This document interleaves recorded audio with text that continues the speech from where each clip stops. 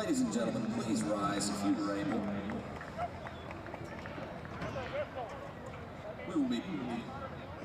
We will be stating the Pledge of Allegiance, followed by a moment of silence, the National Anthem, and the Searcy High School alma mater. I pledge allegiance to the flag of the United States of America and to the republic for which it stands, one nation, under God, indivisible, with liberty and justice for all. And now for a moment of silence.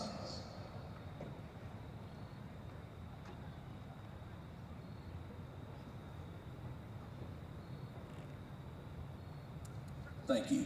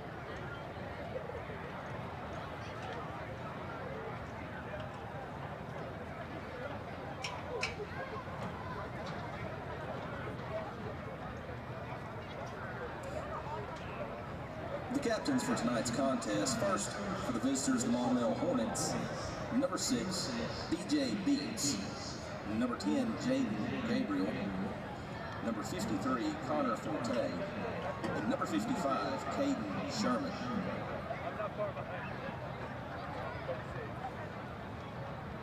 The captains for your Searcy Lions are as follows. Number 4, Zakai Foster. Number 8, Charlie Thompson. Number 58, Ryan Taylor. And number 75, Zach Britt.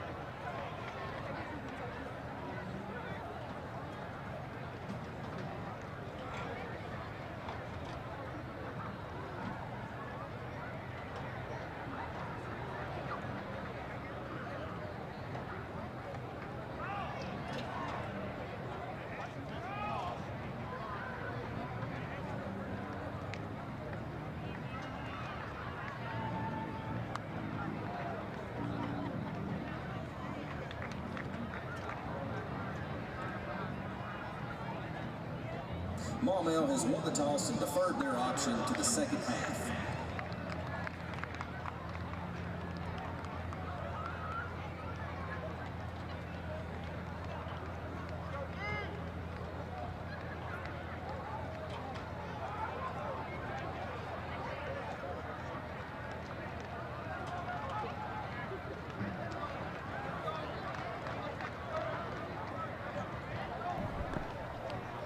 Beautiful chilly night here in Lions Stadium as we welcome you to tonight's game before your Searcy Lions going up against the Maumelle Hornets. LV, beautiful night here tonight. Should be an exciting game.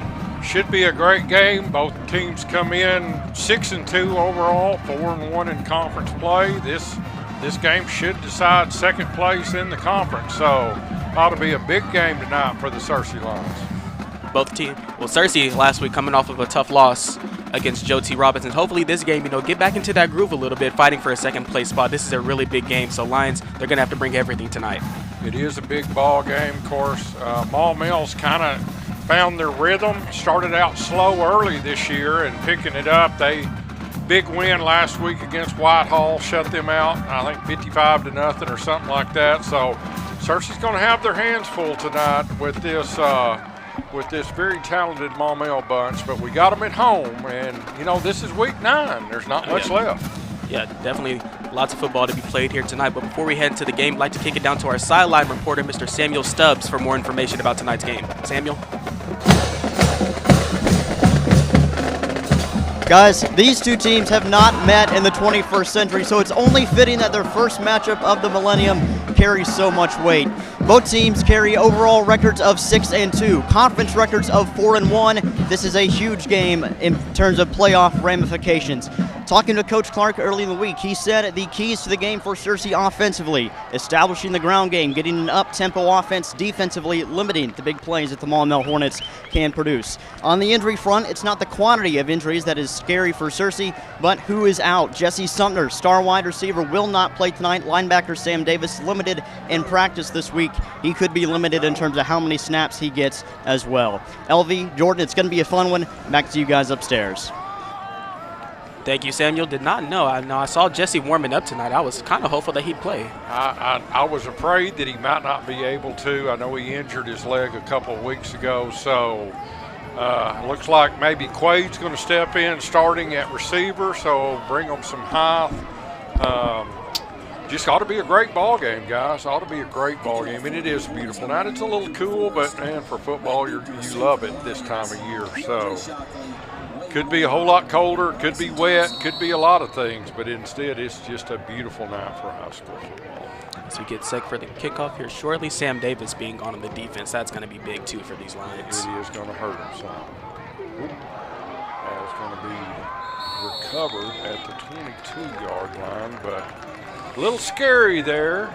DeAndre let that one get through his hands, but was able to get on top of it. So no harm, no foul, right? Searcy gets the ball on the 22. Well,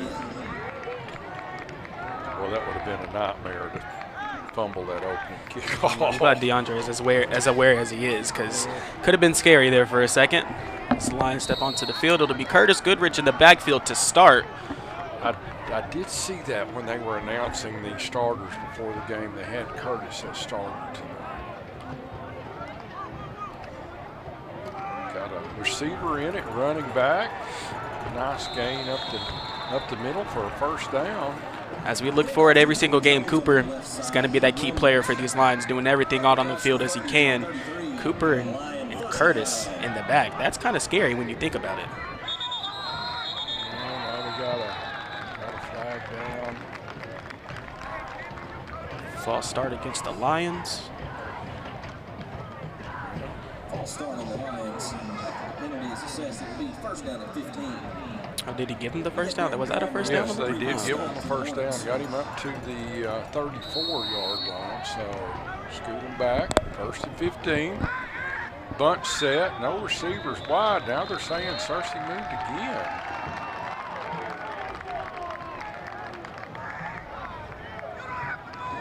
Another false start. False start once again on the Lions. Sure, what's going on there? Everybody should know the hard count, so mental thing, just can't let it affect you early.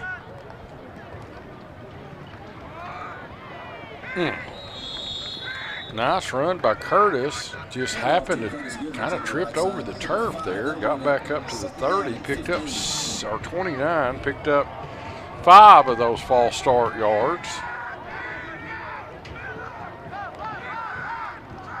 Hand off to Curtis again. Not going to get as much this time, up to about the 32.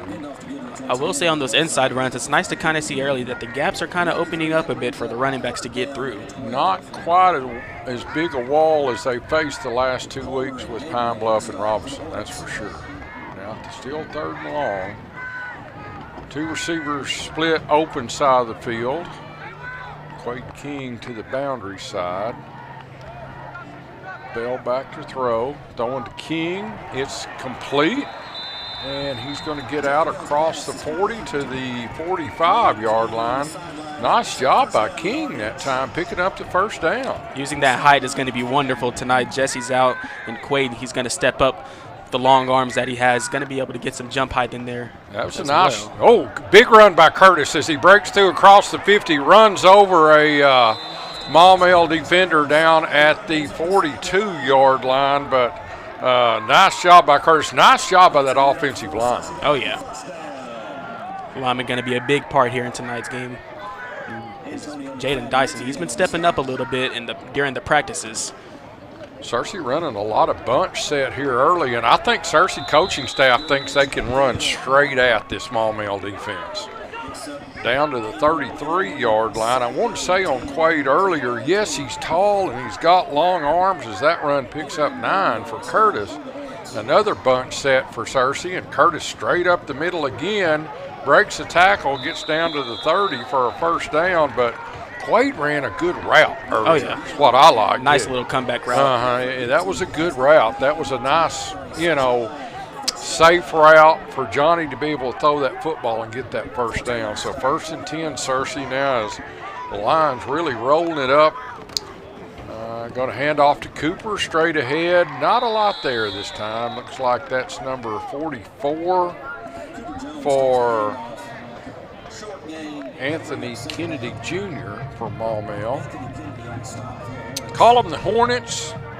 The old Oak Grove Hornets from way back in the day. Maumelle, when they built Maumelle High School, they consolidated Oak Grove into Maumelle. But the old Oak Grove Hornets, the old Darren McFadden. Second 10, Bell back to throw. Got a man open at the 25. Going to pick up a couple more yards, not a whole lot. Was that Cooper again? I believe, yes, that was Cooper that time on the catch. Good job fighting from Cooper. LB, we got a lot of fans here tonight in here in the stadium. I do know Tyler's in the audience as well, the old quarterback for Searcy, Tyler Strickland. It took them a little while to get here. Another run straight ahead. Curtis going to get the first down inside the 20 down to about the 16-yard line. So Searcy's gashing them right now on the line of scrimmage, picking up 6 and 7 yards at a time.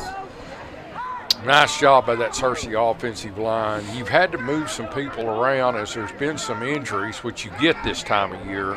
But that offensive line's really doing a good job. You've got a freshman at center, Noah Delk. So let's watch these snaps from tonight and see what Noah does. Not a lot of running room there, maybe a yard down to the 15-yard line for Curtis. Haven't seen Ricky in the ball game yet. It's been strictly Curtis here early, as Ricky Love, the other senior running back, has not been in the ball game yet. Well, Curtis, with the power that he has, just enforcing it here early, and you see how it's got us so far in this field position. Hopefully we're able to keep it up. Searcy not running a lot of wide receivers at all. Everything's bunched. Have you noticed that? They've got 3 almost tight ends to the left side. Quaid split out wide to the right side. Bell's gonna.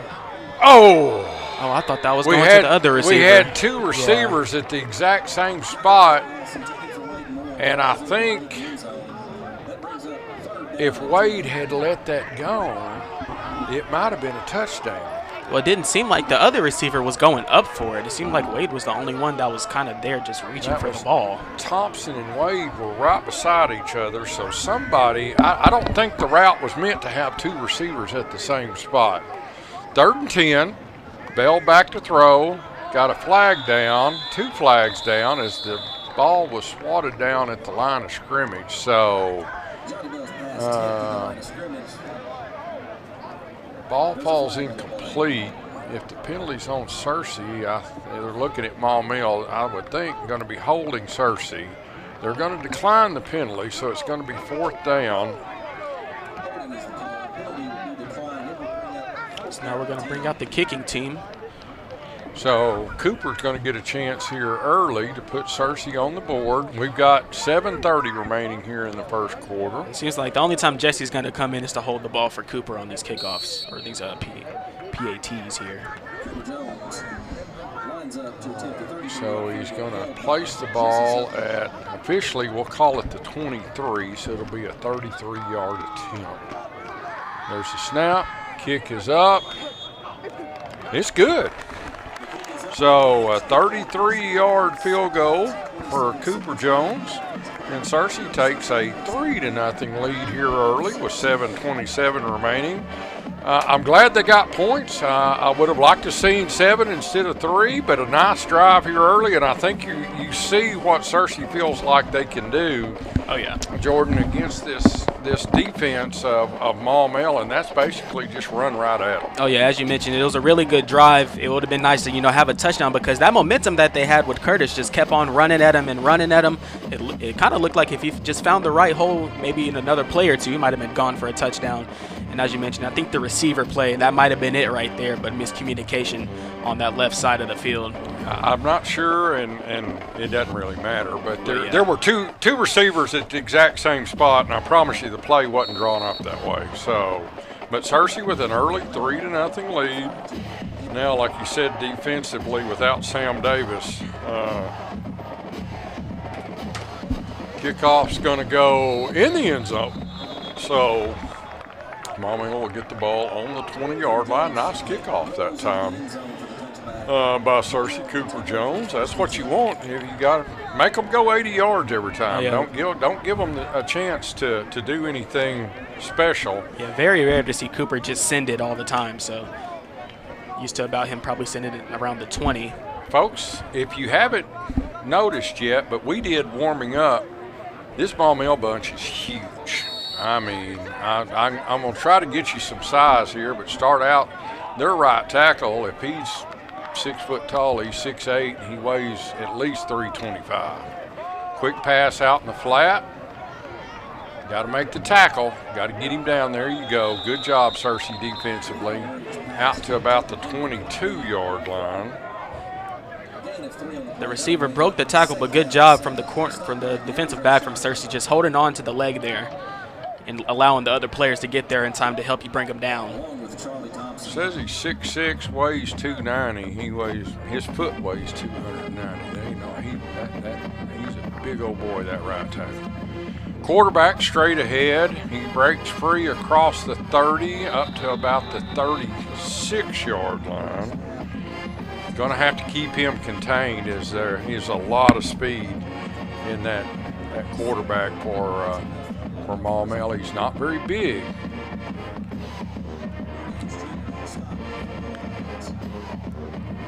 Wildcat then now just a pitch. Got a block in the back, nothing called there, definite block in the back. Get up to about the 38-yard line, so that run picked up 1. Seems like earlier they're going to abuse that right tackle and try to run on the inside, because right now the defensive end for Searcy, he's getting around there on that right or that left shoulder. You just got to make sure you have a linebacker just running up that gap. Their print's not very big now. I see they say he weighs 320. That sounds a little closer. Another quick screen, and if they're lucky to get that tackle right there, because he almost broke that. There's a lot. They've got a lot of speed at those wideouts. That pass is going to go down to the 43-yard line, so 19 yards on that pass play. First down, Maumelle, as they look to run some tempo here also. Both teams looking to speed this ball game up a little bit. Nice job defensively, and we got a late flag.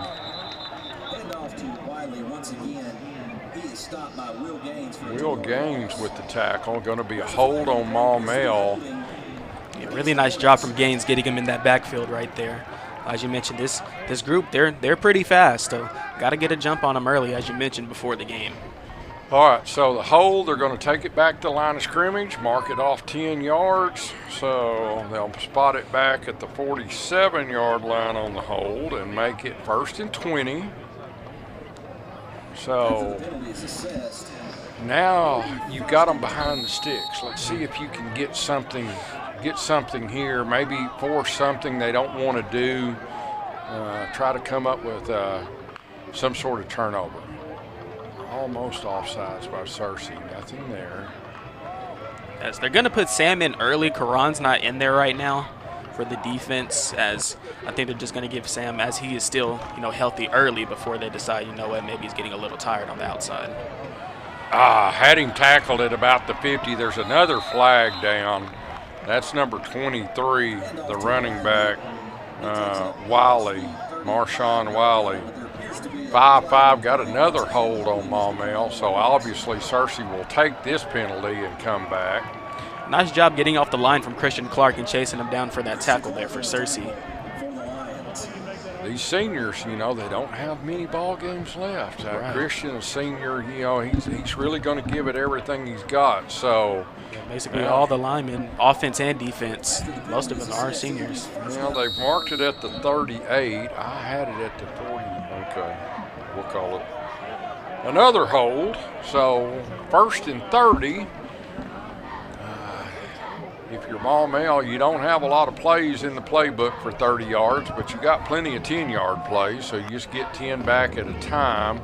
Searcy now with only 2 hands on the ground, as defensively they trying to spread out a little bit. Now the quarterback's going to run. Going to pick up a few yards, back up to about the 45-yard line.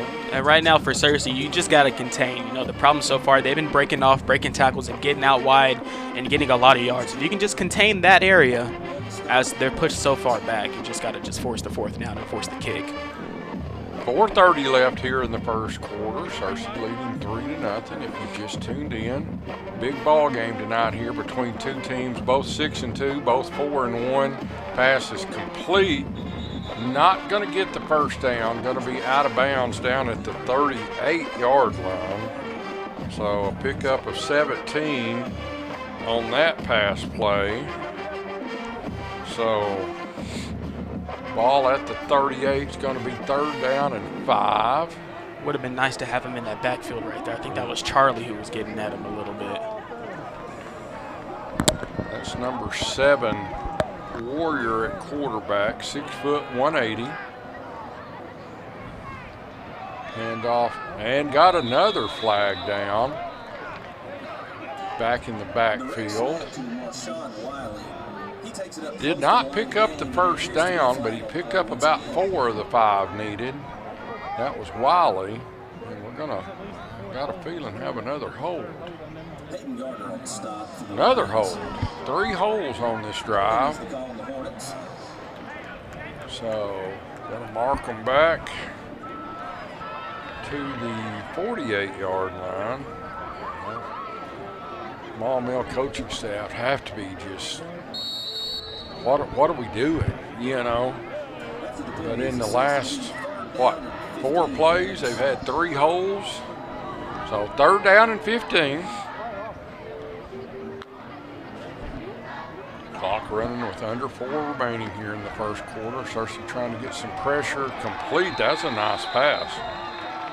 Yeah, Will just kind of let it go and was trying to, I guess, pick it off, but he had a really good ankle there. As you mentioned, that was a good throw from the quarterback from Maumelle. Yeah, I mean, there's at this level, there's not a lot you can do about that. You see Derek Young there on the screen, the sophomore quarterback for the Searcy Lions. They got their hands full tonight, this Searcy defense. You can tell this Maumelle offense has got some players. 2 receivers each side, kind of a stack formation each side. Hand off to number 31 in at tailback. That's Johnson. He picks up about 2, down to the 29. 2nd down and 8. 3 minutes here remaining in the 1st quarter. As the clock, we talked about being a quick ball game. Both teams talked about trying to speed this game up, and so far each team with only 1 possession here in this first quarter. 2nd and 8. Little reverse. Searcy's got him in the backfield. Nice job defensively by the Searcy Lions that time. Can you see who that was? Was that Lincoln? I could not really tell. It's on that left side right there, right behind Christian. Who is that? Is that Goodwin? I think it may have been number 5, Isaiah Davis. Oh, with Davis. The tackle. So back to the 31. That run lost 2. You could see the reverse coming, but Searcy did a really good job. 3rd down and 10.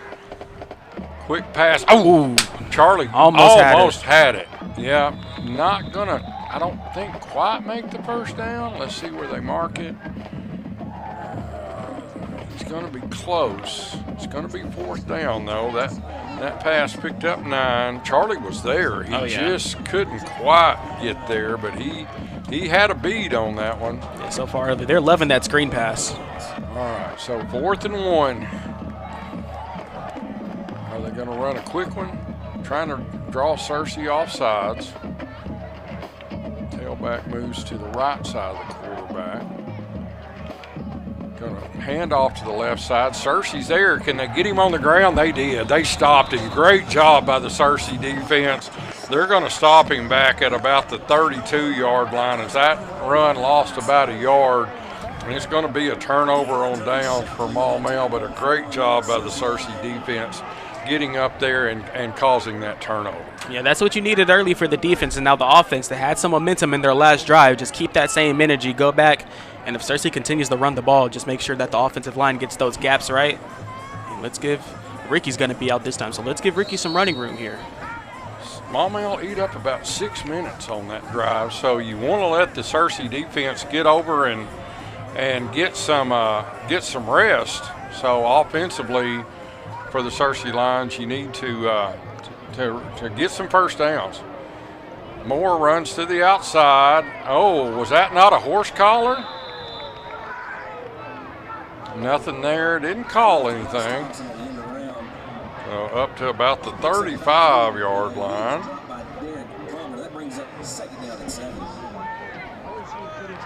2nd and 7. Minute 5 remaining here in the first quarter. Going to run another little reverse to the right side. Going to get a hold on Searcy as the referee has called 6 holding fouls so far this first quarter. 2 on Searcy and 4 on Maumelle. So just got to play some clean offense. They're looking for the hold. As like I said, that referee, the white hat there, has called 4 holds on Maumelle and 2 on Searcy. So that holding is going to move it back to the 25. Let's see. Started out at the 23. So had it to the 25. Now back to the 15. So 2nd and about 18. Snap. Quick screen. Had to make that one-man miss and couldn't get away from him. So Thompson with the catch. Stopped by number 5 Jacob Henry. That brings up 3rd and long for the Lions. 3rd and what, about 16, something like that. Bell in the shotgun. Trying to throw up high and get King just a little too high. Thought it might have been a hold there early. Yeah, it kind of looked like maybe the defensive back was holding Quaid a little bit, but no penalty flag. So Quaid just got to get those arms out there, man. Quaid was there. It was just a little over his head. As far as where it was located was fine. Just the height was a little bit much. So Quaid's going to be back to punt. The big 6'6" left footer. Snap's good. Low punt is going to hit at about the 43 and bounce. Going to roll dead at the 48-yard line. So 36-yard punt, no return. And that'll do it for the end of the first quarter. As the Searcy Lions lead the Maumelle Hornets by a score of 3-0. Let's send it over to Samuel Stubbs about his analysis after that first quarter. Samuel? The big thing I noticed in that first quarter was penalties. Maumelle had 3 holding penalties on their first series. At one point, they were back to a 1st and 30. Searcy had 2 false starts right down here on this end on their first series. Had another one there that set them back and forced them into a 3rd and long. Penalties, 3rd and longs, they don't mix well for any football team. That's why these offenses have been kind of stagnant in this first quarter. LV, Jordan, back to you guys in the booth. I mean, he's right, LV. The penalties have killed both teams early. I mean, just gotta play some clean football offensively. I know it sounds cliche. Penalties will kill you. They absolutely will kill you. Penalties and turnovers can beat any football team. I don't care who you are. So, and both teams had more than their fair share. Searcy had 2 false starts and 2 holdings, so that's 30 yards. Maumelle had 30 yards in holes. That's the wrestling team. Wrestling team. The female, is that correct? Female state championship wrestling team. Oh, yeah. So they're being recognized here at the end of the first quarter, and wrestling season's just right around the corner. 1st and 10, Maumelle on the line at their own 48-yard line. Searcy leads 3-0. Quarterback looks to throw deep, and it's going to be complete down at the 11-yard line. Searcy was there. I think that was Carter Blanchard was all over the receiver, but just able to come away with the pass and pick up a 37. 1st and 10, Maumelle. I'll give it to the decision making for the quarterback. He had a wide open hole if he wanted to scramble it up inside, if he wanted to do that there. He just gave it to the receiver. Big yardage for Maumelle as he runs up and stops. Got about, 4 or 5? 6 maybe? down to the 5-yard line. That's Levi Warrior, the quarterback, 6 foot 180, just a 10th grader. So Maumelle with second. It's not goal, 2nd and 4 at the 5. As we've just started here this second quarter, Searcy leads 3-0, but Maumelle deep in Searcy territory there after that 38-yard completion on that big pass play, and now Maumelle's going to take a timeout. So for Searcy defense, you did a really good job that first series, forced that 4th down and that turnover on downs, but got your backs to the wall right here now. They just got to do it. Who was number 64 for Searcy? Because that is the replacement for Davis up in the middle, the nose guard position. Oh, they've got number 64. That's Hayden Gardner. I believe that's right. Let me be sure. Yes, Hayden Garner, sophomore. They have him listed as offensive line, but he's 5'11", 210. Not real big, but he's got big shoes to fill tonight there at that nose tackle position. Oh yeah, I mean, don't know the status on Karan, but it would be nice to get him in there a little bit. So I know he's struggled against Pine Bluff, came off for an injury. I don't know how he did against Joe T, if he even played. But the Searcy D-line just got to make sure you close that gap. There have been twice just open holes up the middle for the quarterback to run it if he chose to. 2nd and 4, ball's at the 5. Now they're running a quick snap straight to the tailback. Nice job defensively. Get him on the ground. There you go. Good job by the Searcy defense. Ultimately, Charlie Thompson got him down, but I think Isaiah Davis had him first, number 5. So they're going to spot it back at the 8. That run lost of 3 on that, but that was a wildcat formation, a quick direct snap to the tailback. Ran that earlier on the other side of the field as well. It worked for him the first time, but it didn't work that time. So now it's 3rd down, 3rd and about 7. Need a little noise here from the Searcy crowd as they're still a little quiet.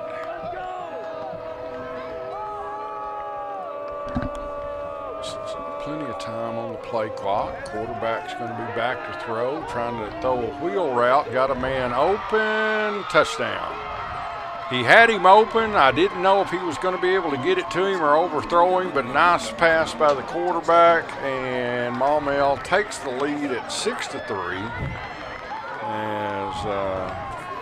I wonder what happened there. It seemed like one defensive back was defending 2 receivers over on the right side for Searcy. I'm not sure what happened there, but allowed that guy to wheel around on the outside and get behind the Searcy defense. So 6-3, 10:02 remaining here in the first half.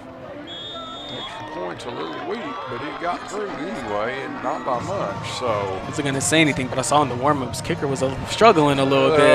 That looked like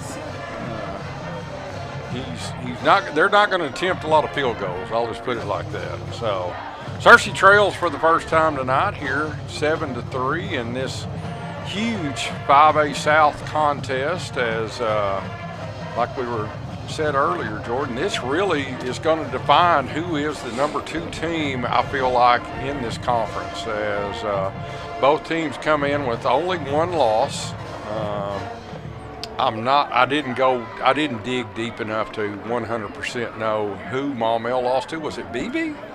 Is it BB? I can't say for sure. I don't know why in my mind I think that BB beat Maumelle, but well, either way, I'm not pretty sure that BB is the 4th seed as well. But either way, this week, if Searcy gets the win, you can't sleep on BB next week either, because they're creeping up as well to try to get that spot as well. I think you're unfortunately for Searcy, they played Robinson, Maumelle, and BB the last 3, and those are the other 3 best teams in the conference. Kick's going to be taken at about the 13-yard line. Good run back across the 30 to midfield, and then out of bounds as he crosses midfield. Nice job following your blockers there. Let's see who that was. Number 12? Is that 12? I'm trying to be sure. So that was number 12. That's Bryson Thompson. Oh, that's Thompson. Thompson showed a little speed there, being able to get to the outside, but that was not a good job of covering the kick either by Maumelle, as they just allowed Searcy to run straight up the middle, and then at about the 30-yard line, cut it outside and get to the corner. So great field position for the Searcy Lions. Hand off to Curtis as he looks to push forward down to the 43-yard line. So that run picks up 3. Get back to what got you going that first quarter if you're the Searcy Lions. Try to see if you can't run downhill here a little bit. Just try to continue to open up those gaps and give Curtis some running room, as he's a really good power-wise, so just get him in there a little bit. Handoff's going to be straight ahead. Got to keep your feet on the ground. I understand what Cooper was trying to do, but when you jump like that, you lose all control. So down to the 40, that run picks up 3 by Jones, so it's 3rd and 4. 2 receivers each side. Curtis to the left side of the quarterback. Johnny back to throw, going to run the screen, and nothing there for Wade. Wade had no chance that time. Yeah, it just looked like a bad screen. I mean, I feel like Searcy, they were covered on all sides of the field, so just not the right play call right there. Loss of 6 on that play, as Moore never had a chance. Sam's really limping. You see him walking out to block at that up back, or running out 44, but he's got that brace on that right leg, and he's not moving a whole lot. So Searcy to punt. King back to punt. He's standing on his own 38-yard line. First one was a low punt, but got some yard, about 36 yards. This one a little higher, going to hit at the 20 and take a Searcy line bounce inside the 5-yard line all the way down to the 1-yard line. So inside the 1 down at about the half-yard line. Very nice punt from Quaid there. That's what you need. Give the D-line to make them apply the pressure. Punt of 45, no return, so 8:05 remaining here in the first half. Searcy trailing 7-3, but Maumelle with the ball literally on their own goal line. So you see Charlie looking to the sidelines, trying to get the play call from the defensive coaching staff. Now Maumelle will set up, and they got receivers spread all over the field. They're not trying to take it easy or anything. They're going to throw a screen. He caught that. Is it intercepted? Oh, they called it incomplete. If he'd have caught that with his knee down, that would have been a safety. Oh, yeah. Good awareness there, though. What kind of crazy play? What in the world play call is that? Yeah, I don't understand why we're throwing, or why you would throw a screen pass. Throw a screen in your own end zone, and if he caught it with his knee down, it's a safety. There may be a safety there. Oh, did he get across the line? They're going to call it a safety. One guy's calling it a safety. The other official saying he got out of the end zone. Oh, they're going to give him the half-yard line.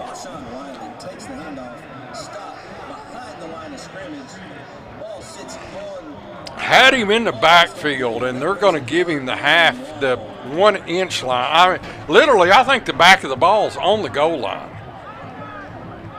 You had one official, the official on the Searcy sideline comes in signaling safety. Oh, that's a huge play right there. Defensive backs for Searcy got to be aware here. I'm sure there's a pass coming. 3rd and goal, quarterback's back to throw, across the middle. Nice job, D. Oh, no! No, that is not pass interference. That was a great job by the free safety there for Searcy, Will Evans, coming across and knocking the ball down. There's no way that was pass interference. That's a horrible call. Back judge, that's a horrible call. Well, he just came around and swatted the ball down. That's what you're supposed to do as the safety. You can't draw it up on film and it look any better than that right there. That's a bad call. That's a bad call.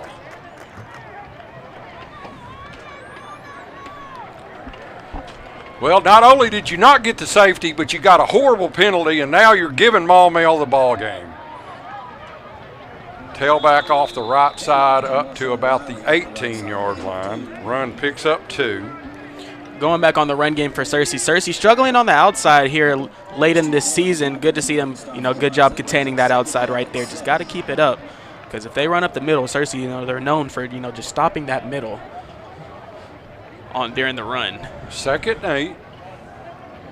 Got to overcome the bad calls, and you got 2 really bad calls on this drive right now for the Searcy Lions. Tailback across the right side. Nice job defensively, really swarming to the football. He gets it up out to the 19-yard line. So 3rd down and 7. See if the Searcy defense can get off the field here and put their offense back out on the field. Clock's running. 6:17 remaining here in the first half. As this first half has been quick. Maumelle quarterback looks to throw. Got pressure coming defensively. Oh, almost intercepted by Searcy. Searcy, oh man. Nearly picked off, but they're going to send in the kicking unit. That's what you wanted to see. Isaiah Davis almost with the interception. So if Searcy can get this ball back, that's a great job by the Searcy defense after overcoming overcoming what they had to overcome. So Shockley's back along with, I've got a feeling that's Cooper, right? Shockley with the big interception against Pine Bluff. He's got the ability in the open field to make some things happen. He's going to call a fair catch at the 45-yard line, so Searcy will get the ball at the 46. So 1st and 10 Lions, 5:56 remaining. Almost at midfield at the Maumelle 46. So, are they discussing the spot? I think they're discussing the fact he called a fair catch and then he kind of ran with it a little bit. You're really not supposed to do that. So you're not going to see that call very often unless he just takes off running. Unless he's trying to make him hit him even though he called it. So big series here for the Searcy Line offense. You'd like to be able to get some more points on the board because Maumelle gets the ball to start the second half. Another one of those bunch formations like they started the game early with. Love back in the ball game at running back for Searcy. Hand off to Ricky. He breaks through the first hole, gets across the 50, runs over a couple of Maumelle defenders down to the 43-yard line. Nice job by Ricky Love picking up 11 in a first down. Also nice from Ricky controlling the ball. They tried to strip it twice right there and wasn't really going for the tackle. They were going for the ball. So good ball control from Ricky. 1st and 10. Bell back to throw. He's got a man wide open. If he can get it to him, more complete at the 10. Oh, he dropped it. Oh, he dropped it. Oh, I thought he caught it. I thought he did too. I thought he caught it, had control for a second, then might have just dropped it at the end there. Pass falls incomplete. Wade had to kind of look over his shoulder, but Wade's very sure-handed. That's normally a reception Wade's going to make. Nice pass by Bell, though. Great play call, good play design. He was wide open from the time he left the line of scrimmage. So now they're going to run straight ahead down to the 39-yard line. That run picks up 4. That's Ricky Love again. So 3rd and 6, clock running with 5:17 remaining. Call it 3rd and 7, I guess, officially. Cooper, Thompson, and Moore on the right, and Quaid alone on the left side by himself. A lot of times they'll throw that little screen pass here. Let's see what they do. Middle of the field's wide open. If you run some sort of post pattern in the middle of the field, you've got the center of the field couldn't be more open. There it is, just a little high, trying to get Cooper right there at the 25-yard line, and Cooper just couldn't come down with it. Let's see what we do here. Staying on the field. Yeah, they're gonna go for it here on the 39. I mean, a punt's not going to get you just a heck of a lot. So as Cooper looks like maybe he hurt that right shoulder a little bit as he comes out. And number 7 for Searcy, Kobe White, checks in. 4th down. Bell back to throw. And just threw it away. Ball's incomplete. I'm not really sure what was going on there, but that pass is incomplete.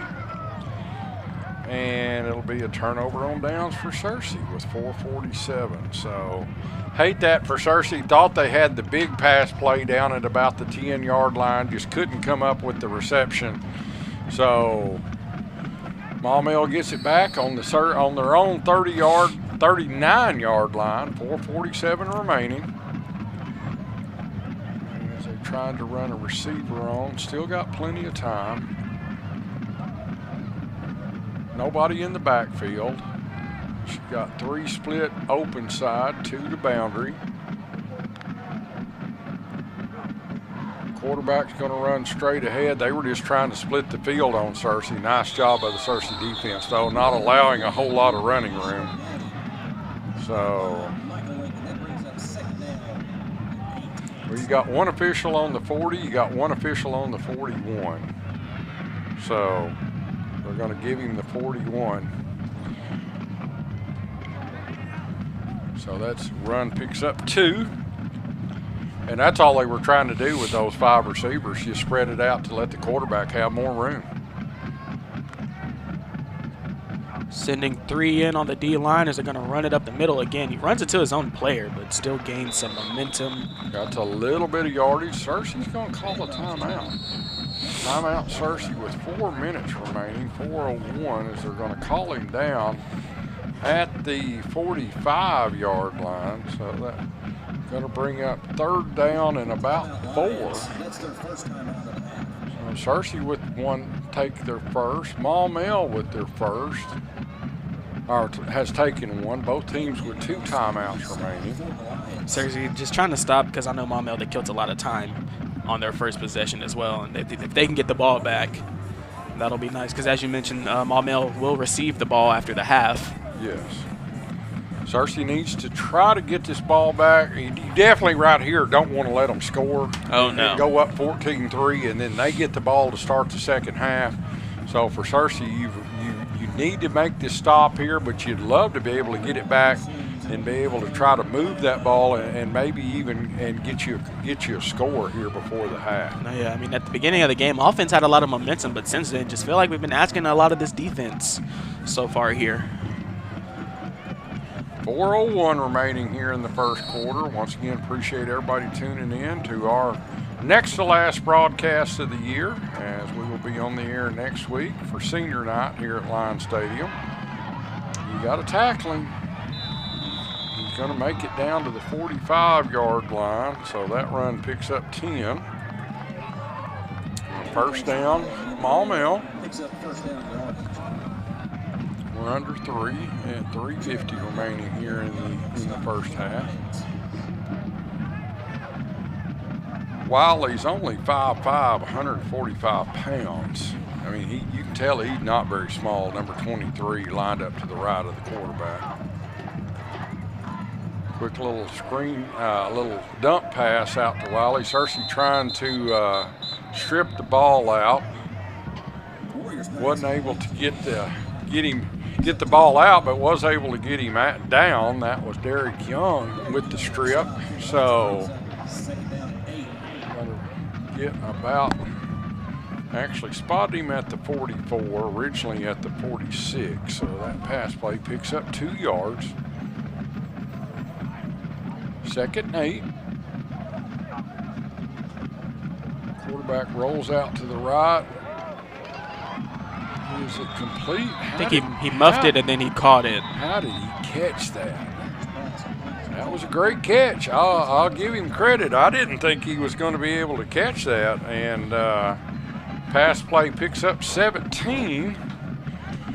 And Maumelle driving again here with 3 minutes remaining. They look to the sidelines. They are a physically very big team. Numbers wise, they're not a very big team. There's not a lot of kids. Christian Clark in there early, going to be able to get the tackle. Nice job by Clark fighting off the block, able to get the man and get him stopped in the backfield for no gain. As I recognize, I don't usually see Hickman in the linebacker position in the back for Searcy. I don't know if you recognize him usually back there, but I see that he was back there a little bit. Caden Hickman in the ballgame? Yeah. Okay. Number 32. There's a lot of injuries, but that's going to happen this time. Oh, yeah. I mean, you're in week 9. You're going to have kids that are hurt and kids that have to step in and take those positions. Quarterback's going to roll out to the left. You can tackle him backwards. Don't throw him forwards. Don't throw him downfield. Down to about the 19-yard line. That run picked up 8. So 3rd down and 2. Threw him forward 2 yards. Throw him backwards. Yeah, I can't do that here in this position. We're under 2 at 1:43. Maumelle going to take their time.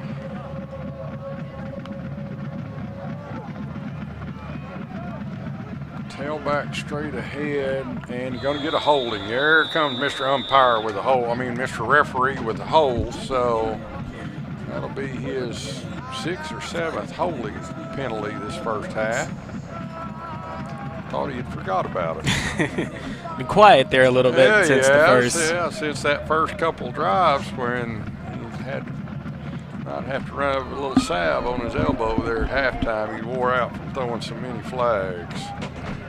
So holding back to the 29-yard line. So now 3rd and 12, and a turnover right here would be good.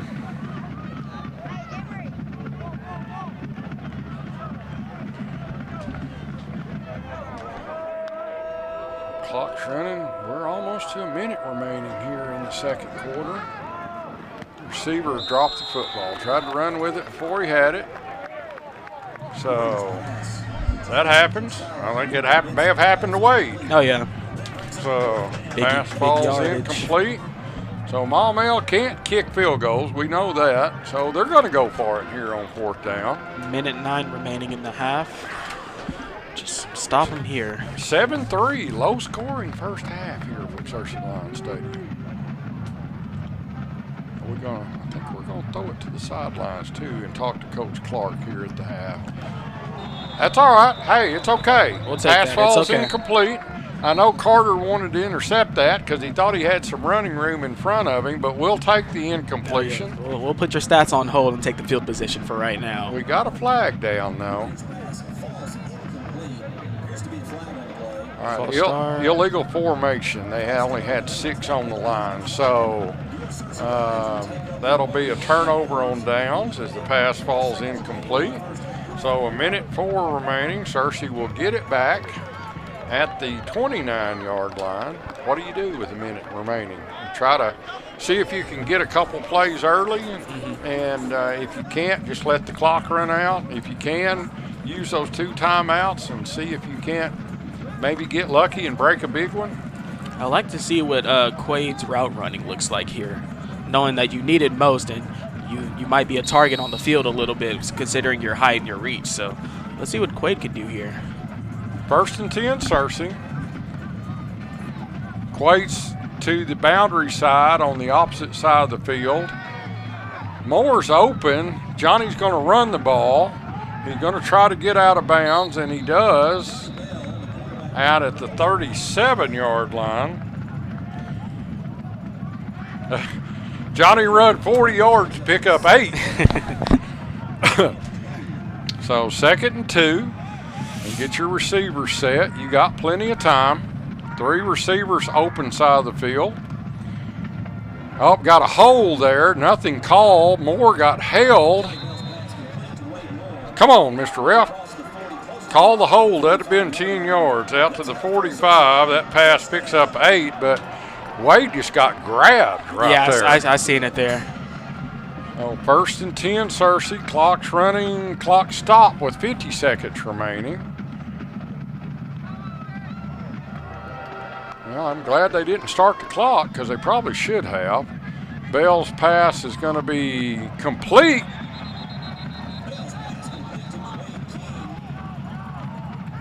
Why did they mark him behind the sticks? I don't understand. Okay, the ball was at the 48-yard line. Now we're going to get a pass just to kill the clock. Pickup of 8. Did not he fall forward? Yeah, he got a first down. I don't understand why we're back here still. What in the world? I mean, did I miss something? He caught the ball and then he spun forward and picked up the first down. Was his knee down? Who knows? Maybe I can't see anymore. So it's 3rd down and 2. Hand off to Curtis straight ahead. He's going to pick up big yardage down to the 38-yard line. Good run for Curtis. We still going here. Clock's still moving.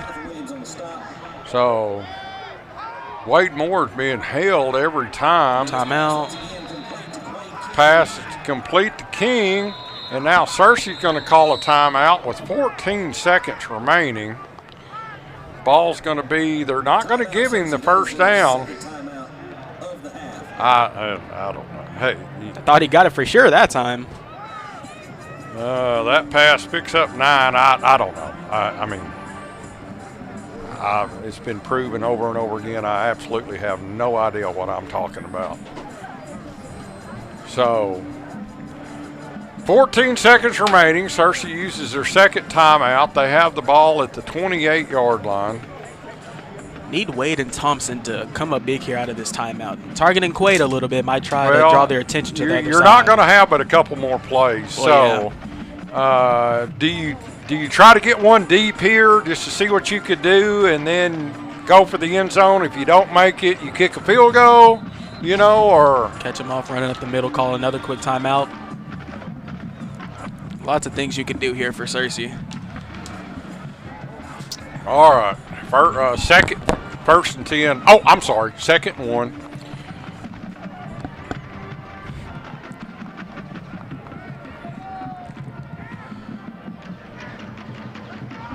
$14 seconds remaining here in the first half. Searcy trails 7-3. There's the snap. Johnny's going to throw it deep. Got a man open as Moore can catch it. Touchdown! Touchdown, Searcy! Woo! Wade Moore with the big catch in the back of the end zone. And the Searcy Lions take a 9-7 lead here with, a few seconds remaining here in this first half. Yeah, as I mentioned, good to see Wade get that redemption there. I could tell he was looking for it. He was signaling to the coach a bunch of different routes that he knew he wanted to run. So nice job from Wade controlling the ball right there. And Searcy, they needed that one.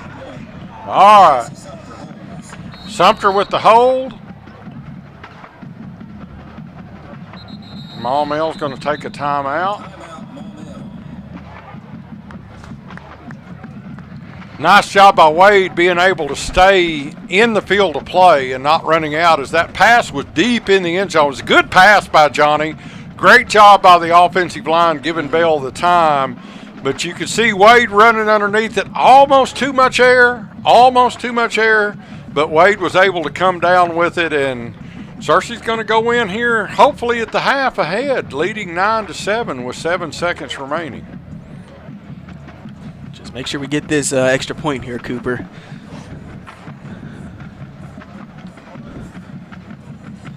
Ooh, that was good by Wade. Needed that one from him. Needed that one, especially after that drop that last series. So gives your offense a little confidence, gives your defense a little confidence, that, hey, we're in this thing.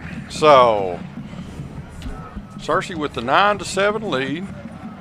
One untimed down here on the extra point. Jesse Sumter to hold. Jesse's not playing in the ball game tonight, like you said, other than just to hold these extra point and field goal attempts. Good snap, good kick, and Searcy with the 10-7 lead. All right, let's get out of here without letting them do anything crazy here on this last play or so of the first half and go in at halftime with the 10-7 lead.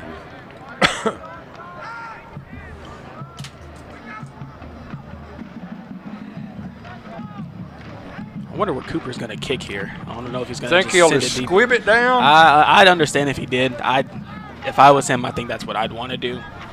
Just take off maybe 3 seconds or 5. Just try to get that there. All right. Big Friday night here of high school football. We'll try to see if I can get a few scores at halftime. From what I can tell, there's a lot going to be going on at halftime as the Searcy band's going to perform. I think the Maumelle's band's going to perform. They've got little line steppers down there in the corner. Halftime may take 30 minutes tonight. It is going to be a squib straight down the middle of the field, force them to recover the ball at about the 6-yard line. You're going to get back up to about the 35 with 1 second. 1 second remaining.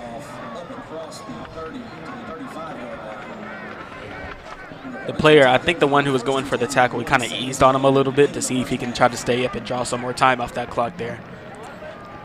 Kobe White kind of limped off there a little bit. I hope he's okay. Hudson Green also on the stop for Searcy.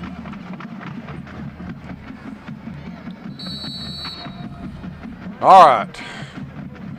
You've got 4 Searcy lines back at the 25-yard line. You've got 4 at about the 50-yard line, and you've got 3 on the 35-yard line. I wish we could get a wide-angle shot of this to see if there's ever a prevent defense, this is it. The coaches are saying, everybody back up. Come on up a little bit. Now Maumelle's going to take a timeout. I guess no reason to take it to the locker room, right? So who was on the line? It was like Christian, Sam, and Charlie on the line. Okay. You don't want to give them too much time. I mean, you know how it is. You might can do one of those plays where there's a half a dozen laterals and something crazy happen. You want to force the quarterback to have to throw the football. Yeah, just apply that pressure. Not just give him forever. That's why I'm kind of glad Charlie's in there right now, up on the line, because I know he's going to just do his best to just get up in there. And Sam keeping up in the first half. Good to see Sam just staying healthy and staying in there. He was limping some. You can tell that old right leg's really, really bound up. But, you know, when you're a senior like we talked about, you're going to give it everything you got. There's a snap. Quick pass. Now they're going to run the hook and lateral. And didn't work. Our old hook and ladder did not work, so that'll do it. Oh, now we're going to get a penalty flag. Yep.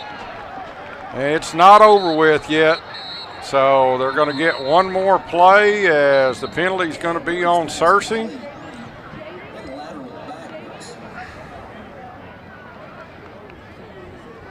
Did somebody throw a punch or? I'm afraid he did.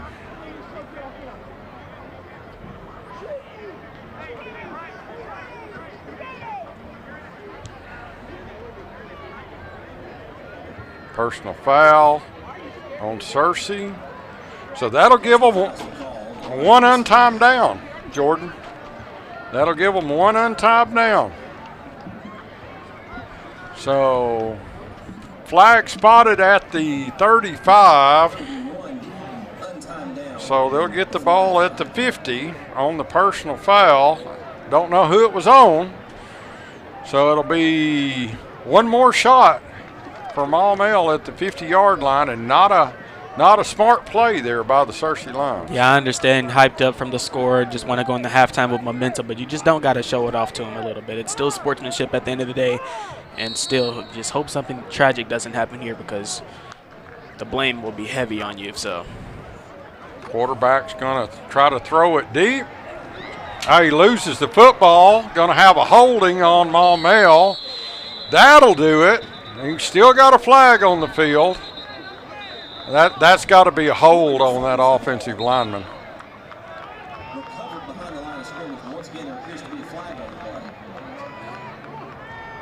Holding going to be declined. So, all right, guys. At the end of the first half, your Searcy Lions lead by a score of 10-7. Let's throw it to the. Are we ready? Are we ready, Jordan? Not quite yet. Just give him some time to make sure All Coach right, is ready. let's make sure Coach Clark is there. Solid first half, though. Oh, very. I'll take that first half. Very pleased with that first half. I'm going to get back down in front of the camera as Coach Clark walks down. Go ahead. As Nelson to Samuel. Samuel, go ahead. Coach, how big was that touchdown to Wade down here, take the lead in the waning moments of the half? I mean, it's huge to go in at halftime, with a lead. We've won every second half this year. I feel like we're going to play even better in the second half. What are you going to tell your guys in the locker room? Hey, we feel like we should have had 2 more touchdowns. Our defense is playing great. We just got to play the second half like we have all year. Thank you, Coach. You bet. All right, it's halftime, Jordan. Searcy leads 10-7. This Searcy Line football on Line TV. Was the inspiration for Little Lion Stars. When she was in the 5th grade, her older sister, Victoria, was a senior at Searcy High School and on the dance team. As little sisters were prone to do, Mary would tag along with Victoria to dance practice. It didn't take long for Mary to learn the dances, and she would be dancing right along with the big girls and having the time of her life. The dance coach at that time was Amanda Simpson. She saw Mary and thought there might be other girls Mary's age who would like the chance to learn and perform along the Lion Steppers. And thus, the Little Lion Steppers were born. When Mary got to high school, she, of course, became a Lion Stepper and had a wonderful time dancing and making great memories with her dance team. She graduated from Searcy High School in 2020 as an honor graduate. Mary died unexpectedly January 9th, 2022. Her sassy spirit and loving heart, however, continue to live on. The dance team has chosen Savannah Weaver from the Little Lion Steppers participants to receive the 3rd annual Little Lion Steppers Spotlight Award.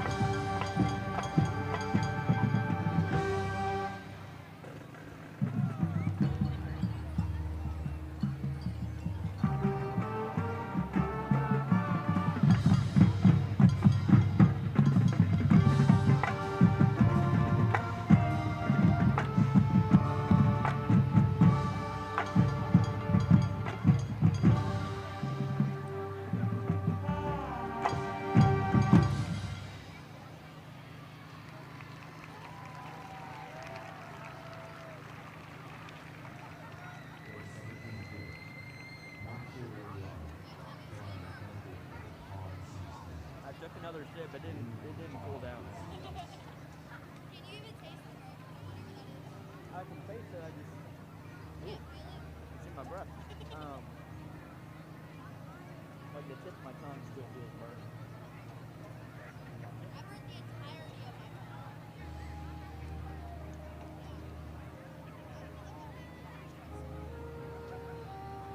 I'm literally being watched by hundreds of people, so in person and online. Try this again. Don't do it. No? It Don't do it. tastes like Cocoa Pops. It tastes like Cocoa Pops.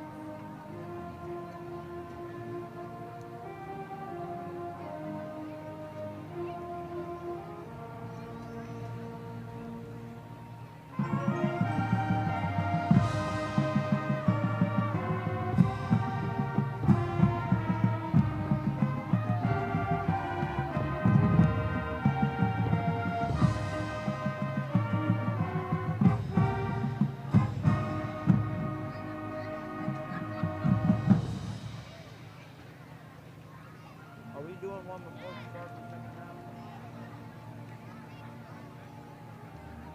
I am going to radio up there and see.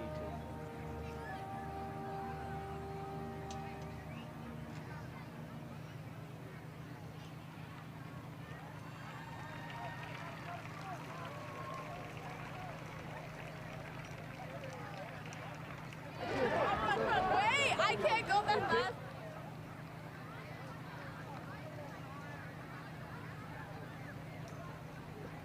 And now, for your halftime entertainment, please welcome to the field the sound of Searcy, your Searcy High School marching line band. Tonight, the band will feature musical selections from this season's competitors' marching show with a hammer, featuring musical selections such as Sarsaparilla, I've Been Working on a Railroad, I Feel Like a Wilderness Child, Ozzy Osbourne's Crazy Train, and Amazing Grace. The band is under the direction of Christopher A. Jones II, Jeremiah Johnson, and color guard director Jessica Huffmaster. The marching lines are under the field command of drum majors Jason Taylor, Curtis Stevens, and Ash Williams. Soloists are Will Bailey, Jenna Coker, and Brielle Chastain.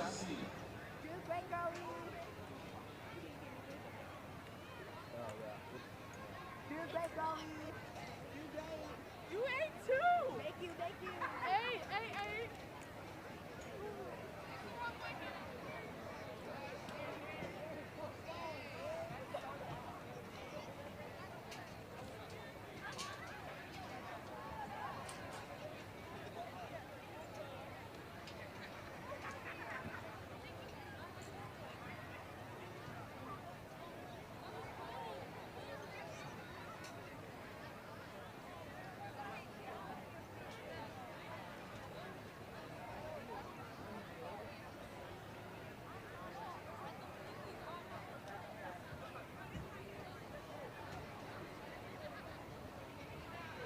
Drum majors, is your band ready?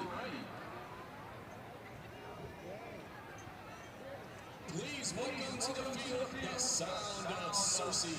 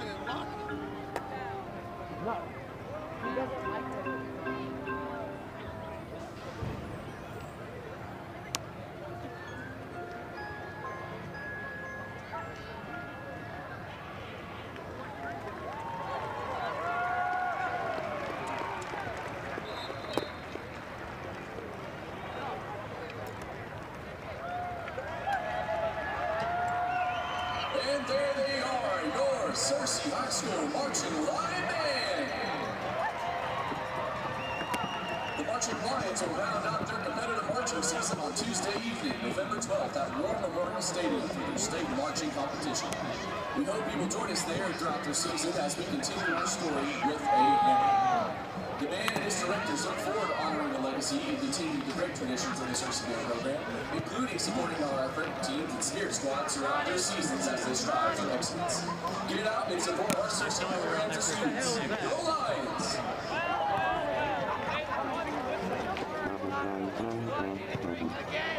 It breaks us every time we walk every time. Liable here you go.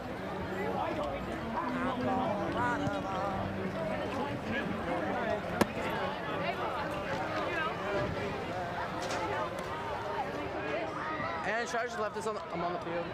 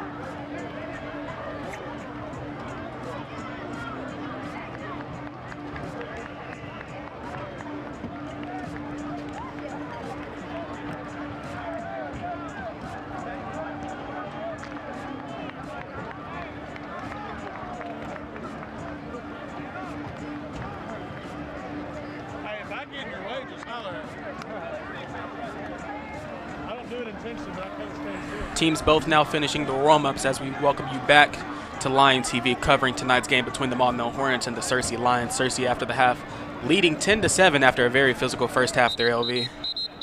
Really good football game in that first half. Some penalties on both sides. Hopefully get that cleaned up, but both teams really playing hard.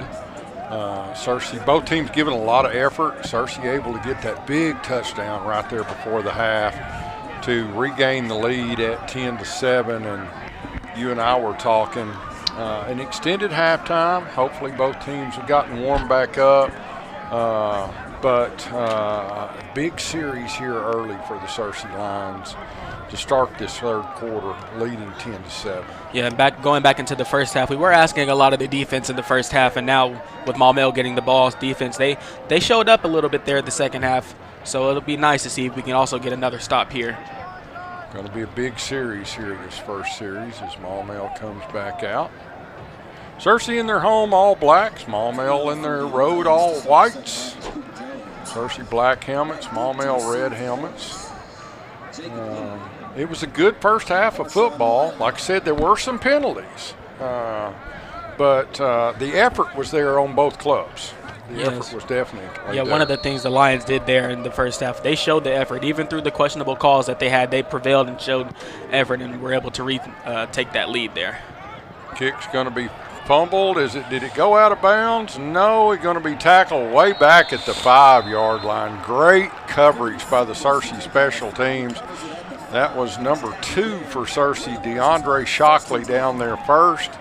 And Maumelle starting deep in their own end here this third quarter. As now for the first time, I'm not sure if it was the first time here tonight, I see Karan in there now on the D-line up there in the middle to try to contain there. You can't miss Karan. He's comes in. What they've got him listed at 5'11", 315, something like that. So Searcy looked like they were bringing their linebacker. Now they back him off. Playing some games with that Maumelle offensive front. Pass is complete. I don't know how he got that in between the two Searcy defenders that were there. The defense was there, but he was able to thread the needle. Back in the first half, the quarterback there, he's making some impressive passes. Now that was as pretty a pass as he had the first half. That was a tremendous throw and catch there, as had Searcy defenders all over the place. So 1st and 10, ball at the 19. Quarterback's going to keep it around the right side. Kind of fooled the Searcy defense that time. Fooled me too. I saw it there on the right, and I thought he was going to go back. Going to get all the way across the 40 out to about the 41-yard line. So that run picks up 22.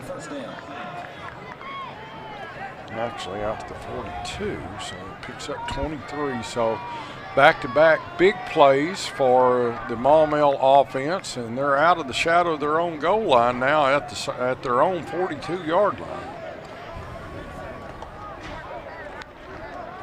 Searcy with the 3-man front, running a lot of linebackers and a lot of secondary. Going to go deep, and that pass is incomplete. No penalty flag. Good coverage from Evans. Evans was there.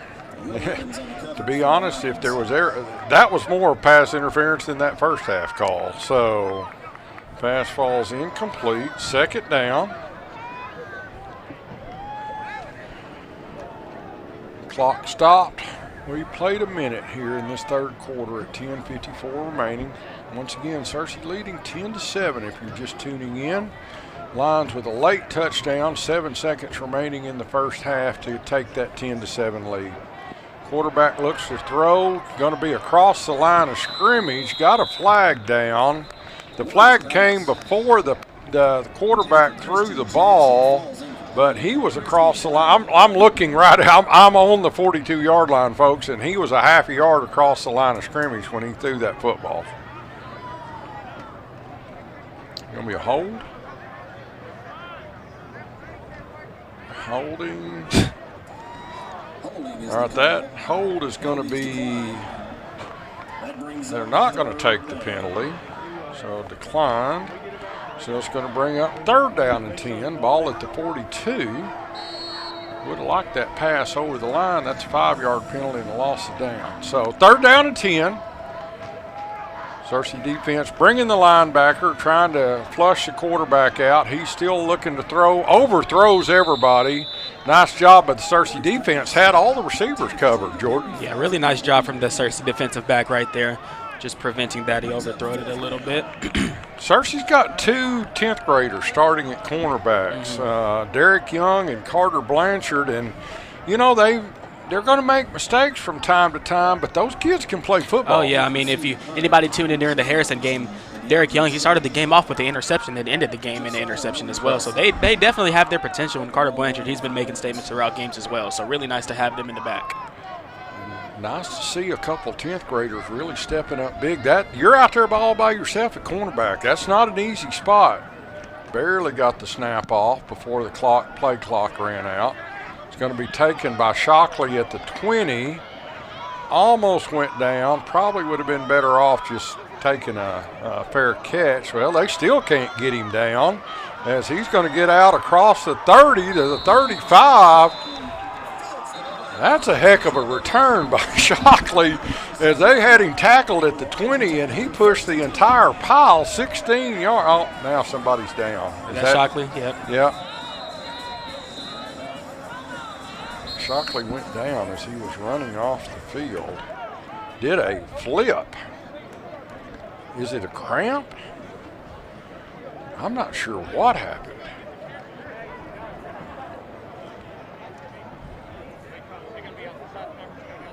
It's a cramp. You see that ball in his calf? Yeah, I see it. Hate to have those after such that adrenaline boost right there, just staying up all the time and running off high energy, and it's like, nope, just collapse on the floor. Yeah, uh-oh. All right, he's up now. It was a cramp.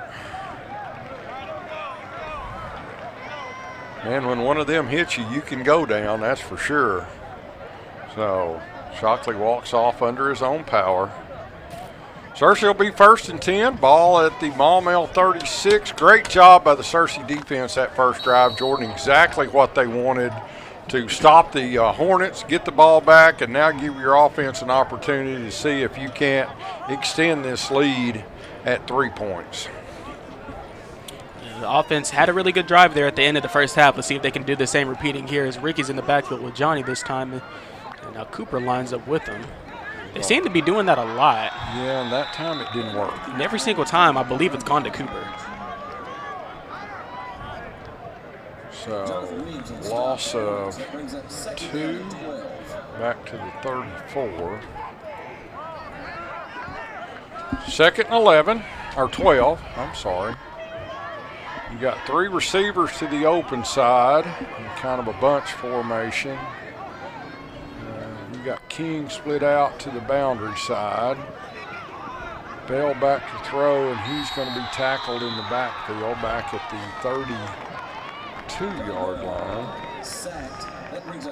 That was number 44, Anthony Kennedy Jr. with the sack. He's a big kid too. So loss of 2.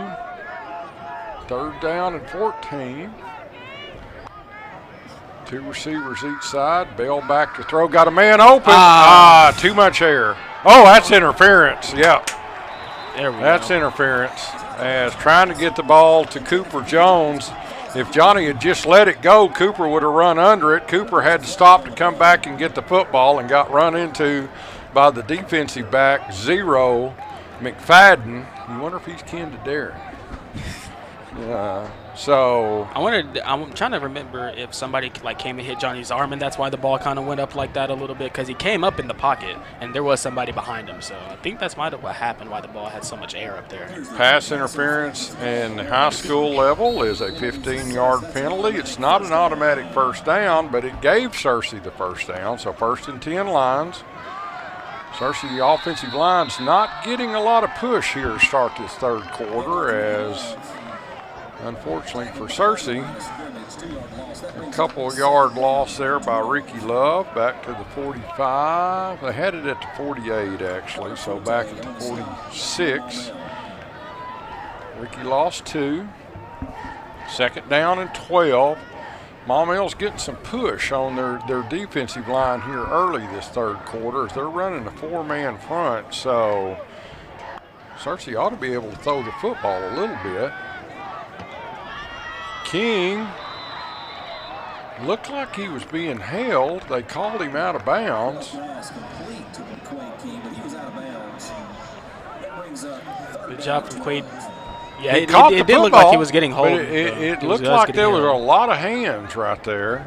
Quaid's got to be able to stay in bounds, though. Oh, yeah. You know, and maybe that's just a little inexperience. You know, Quaid is a junior, but this is his 1st year in a long time to play football. So 3rd down and 12.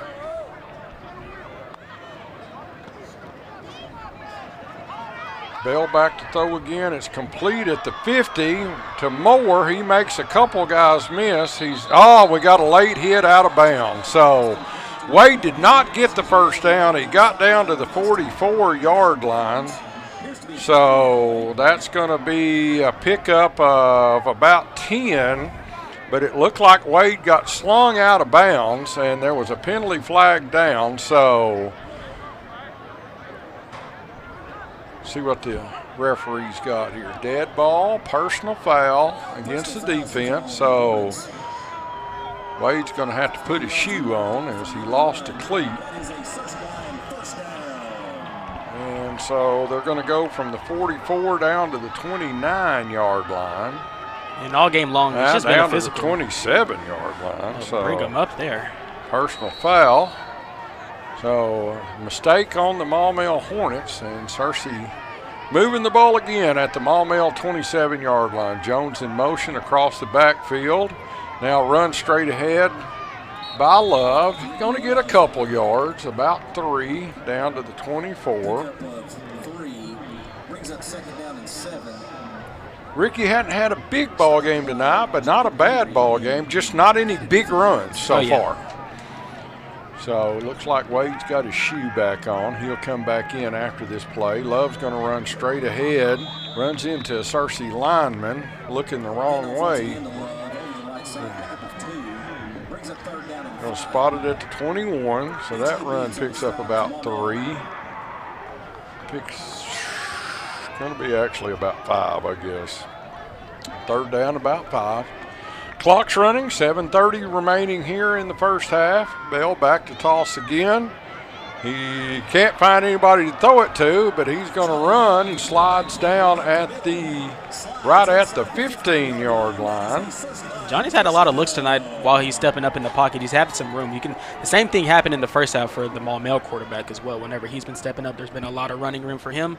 Nice to see Johnny being aware of that and taking the yardage whenever he can. Got the first down, slid down, didn't take any chances. They're going to spot him at the 14-yard line. Didn't take any chances taking the big lick. Johnny got beat up pretty good against Pine Bluff. Oh, yeah. Motion again by Cooper. Hand off to Love, straight ahead. They're using Cooper kind of almost as a fullback in that situation as he motions across. Hand off to Love. Not a lot there for Ricky that time. They might give him a yard. Ricky comes out. Curtis checks in.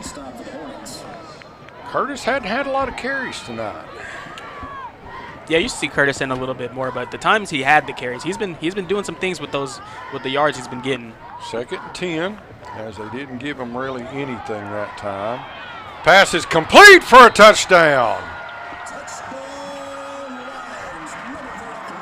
Nice job from Quaid there, getting the man off him. I thought he got held again in the end zone right there towards the end, so nice job pushing him off of you right there and getting the ball for the touchdown right there, Quaid. Somebody held somebody, but I'm not sure it wasn't. Quaid might have held the defender and then kind of shucked him at the very end. Yeah, had him on the left side and then went to the right. Like he kind of used that chicken wing a little bit right there to hold him off and then goes up. I don't care. It's a touchdown, Searcy, and I'm tickled to death.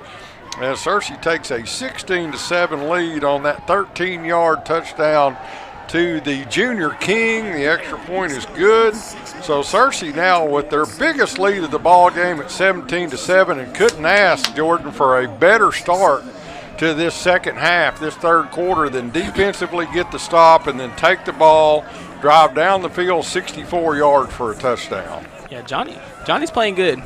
It's nice to see that after what happened last week. Didn't have the best game last week. Coming into this week, he knew his mistakes. He knew what he had to improve on. And right now, he knows what he has to do to win this ball game. And so far, they've been executing well. You and I had, of course, the Pine Bluff game 2 weeks ago. And for 3 quarters, that was just a very difficult game to watch, to call.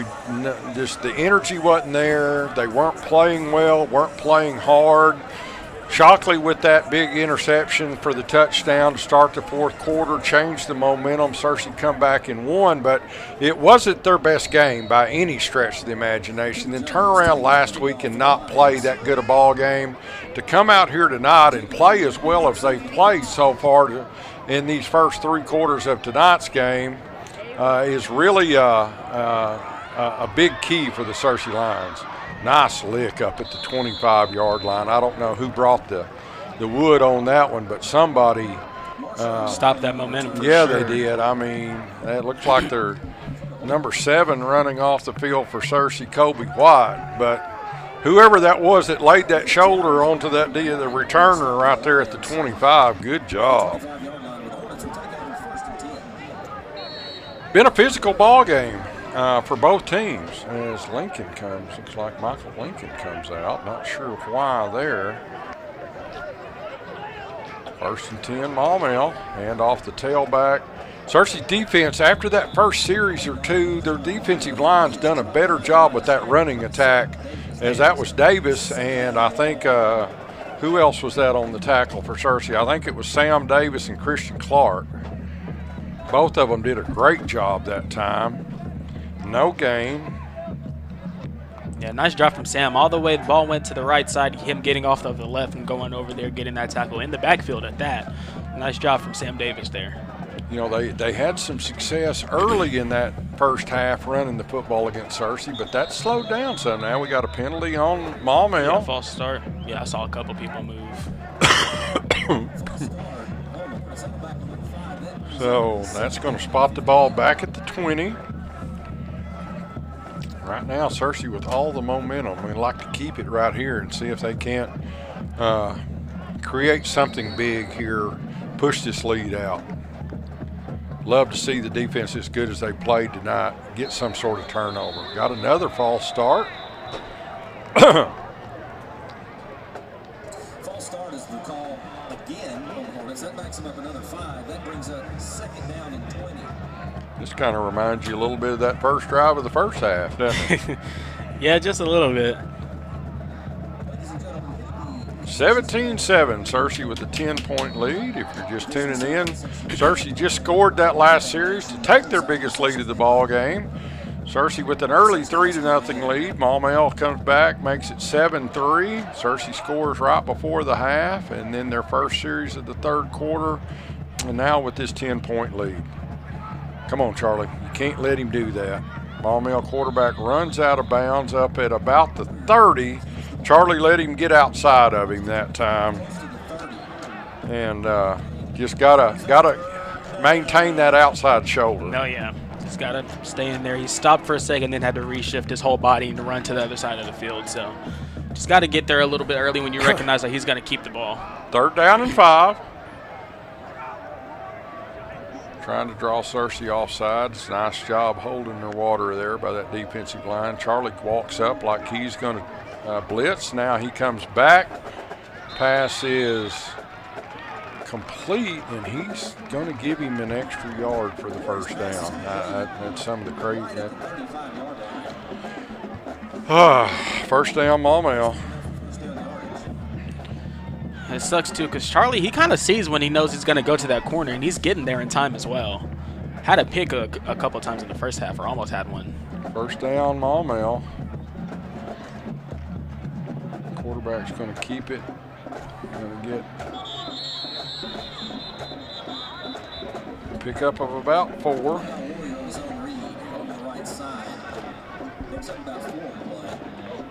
Second down and 6. Clock's running with 4:29 remaining.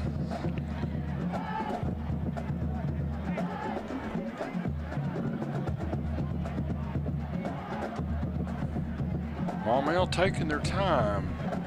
They're not getting in any hurry. They're just killing time off that clock. 2 receivers each side. Tailback to the left of the quarterback. Searcy with the blitz, and they're going to call it incomplete. I don't know if they hit his arm as he was throwing it. That's number 40 for Searcy. Was that Bennett Jowers? Yeah, good job by Bennett. Creating some havoc that time. Yeah, getting in there quick, too. Boy, he did. Nice job, Bennett. Nice to see Bennett growing into that linebacker position, as you see Davis trying to catch his breath there as Sam's playing with everything he's got here tonight.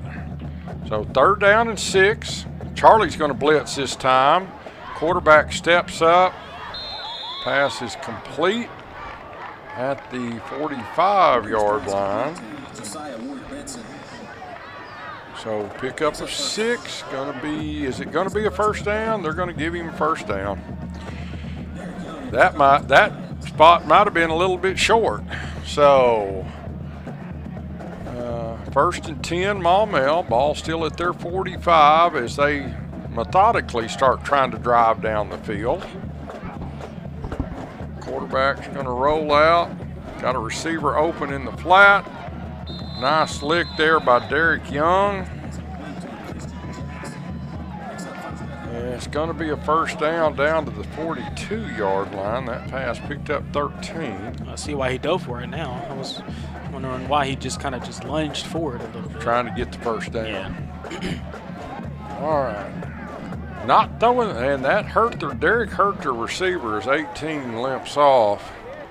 That's Jackson. So, 1st and 10 Maumelle on the Searcy side of the field. Hand off to the tailback, big hole. He's going to run in for the touchdown. So too big of a gap. Oh, there's a flag down. We got a flag back at the 41-yard line. Is there a hold? I was wondering if there was. Let's see. Holding against the offense. Ooh. That helped. There was a big hole there. Maybe that was why there was a big hole there, you know. I was wondering. I was like, there's too much of a hole. I mean, we had more people there on the left. Had a cornerback come down, too, because there was an extra receiver there on the left side, too. So, yeah. I know the Maumelle coaching staff's not happy, and Searcy coaching staff is, as they're going to spot the ball back across midfield at the 49. So it's 1st and 20. Wipe the touchdown off the board. Well, I'll take that for the Searcy Lions. I almost had 12 on the field, but was able to get off. Now they're going to be back to the Searcy 45-yard line, so that run picks up 6. 2nd and 14, 13. So I kind of gave the officials a pretty hard time that first half, but I'll take that hold there on that touchdown run. Oh, yeah.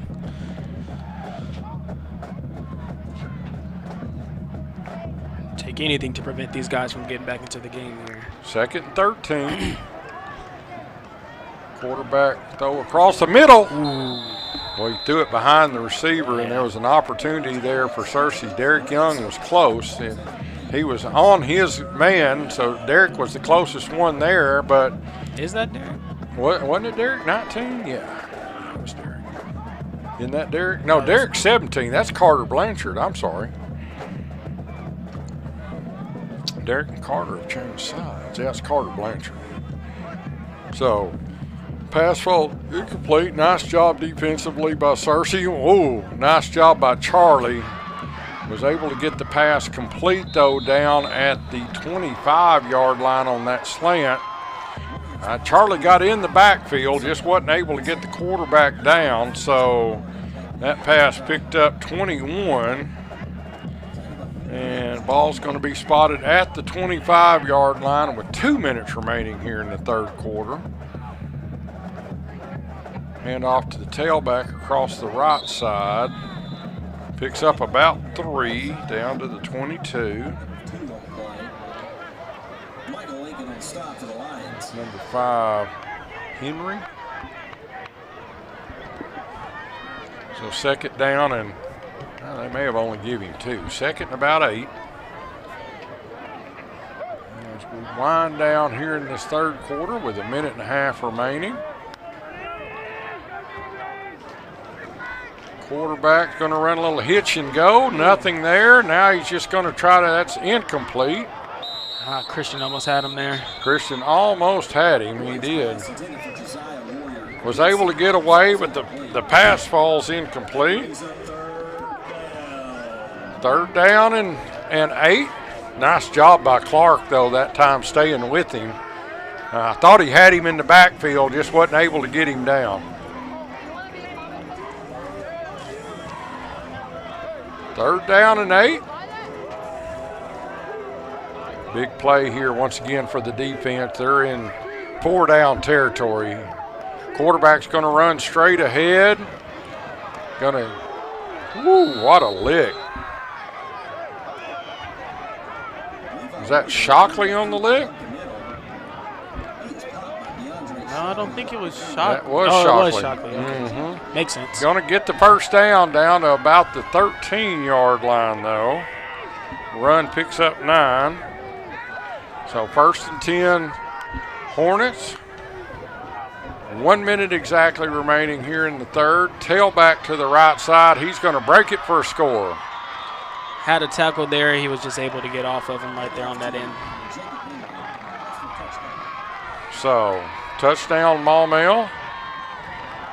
As that was number 5, Henry with the touchdown. So that cuts the lead to 17-13. 54 seconds remaining here in the third quarter. There's a snap, extra point. That's a better kick there. 17-14. Searcy still with the lead. We got 54 seconds remaining here, Jordan. That was a long drive for Maumelle. They took over 5 minutes off the clock. They had 1, 2, 3, 4, 5, 6, about 15 plays. So 54 seconds remaining. Searcy with the 17-14 lead over the Maumelle Hornets. Really nice quarter there. That's here in a second. Going to get ready to see if Samuel will get set up on the field. We'll have an opportunity, though, for this Searcy offense to get back out on the field and see if they can't score another touchdown. I mean, offensively did a tremendous job that first series. Hopefully be able to do it again here. And now let's send it over to Samuel. His input after the third quarter there. Well, we still got a minute left. We got 54 seconds left, so After the third. Never mind, that's my bad. we'll stay live right here until we go to the end of the quarter. So there's the kick. Ball's going to be taken at the 12. We got, I believe that's Moore getting back up across the 20. And he's going to get out to about the 30-yard line. Man, I'll tell you what, Wade has been taking hits all night. I think Wade's down too. Yeah. Yeah, that one hurt.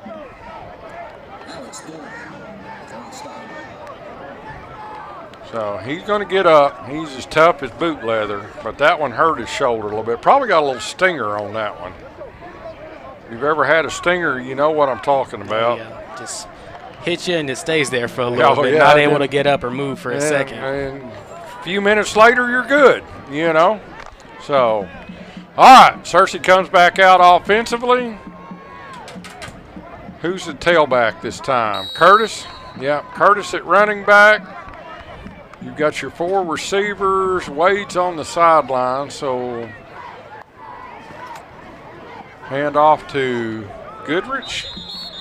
Curtis's knee went down at about the 34-yard line. Trying to take whatever he can get right there, trying to stay up. It's Curtis after the football game, getting ready for some boxing matches, I believe he is. Jones in motion, hand off to Goodrich, going to run to the outside. We're going to get a holding penalty called way back behind the play. Curtis gets up to about the 37-yard line, but the hole's going to be on Searcy.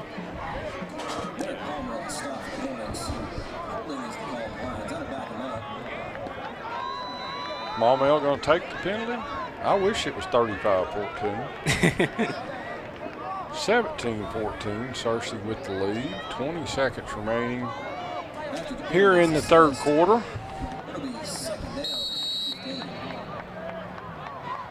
Second and 15 for the Searcy Lions. Bell back to throw, going to run a screen to Goodrich, and he's going to get back up across the 30, out to about the 32, back up to about the original line of scrimmage. So that'll do it, and we're at the end of the third quarter. Very physical right there towards the end of the third quarter.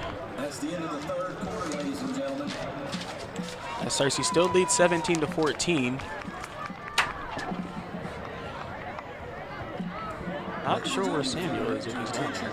To the north I think he's ready. All right, as we get ready, let's go ahead and send it over to Samuel and his analysis after the third there. Samuel?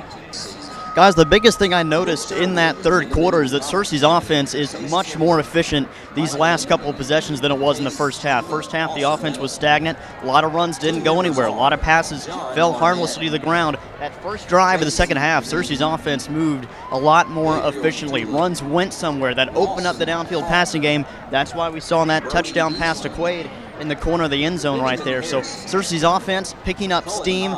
It's going to be a really tight fourth quarter. There's nobody's pulling away here, so it's going to be an exciting fourth quarter. But Searcy's offense gaining steam. That's a good thing to see in the closing moments of this football game.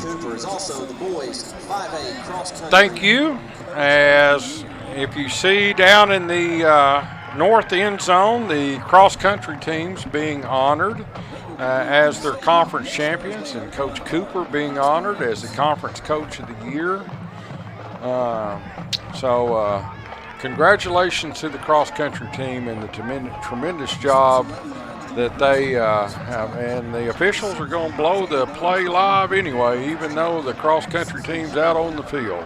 So I guess they don't care about cross-country. Been a back-and-forth momentum game here. This fourth quarter just going to have to bring it all here if you're Searcy. Well, jailbreak blitz that time by Maumelle, and did the ball come out? Bell never had a chance, as he's going to be tackled back at the 25-yard line. So, unfortunately for Searcy, to start the fourth quarter, Bell gets sacked. Loss of about 7, so it's going to bring up fourth and about 16, 17, something like that. So King's going to have to punt. Well, they brought everybody on that blitz. Oh, yeah. As you mentioned, Johnny, he didn't really have a second to breathe there.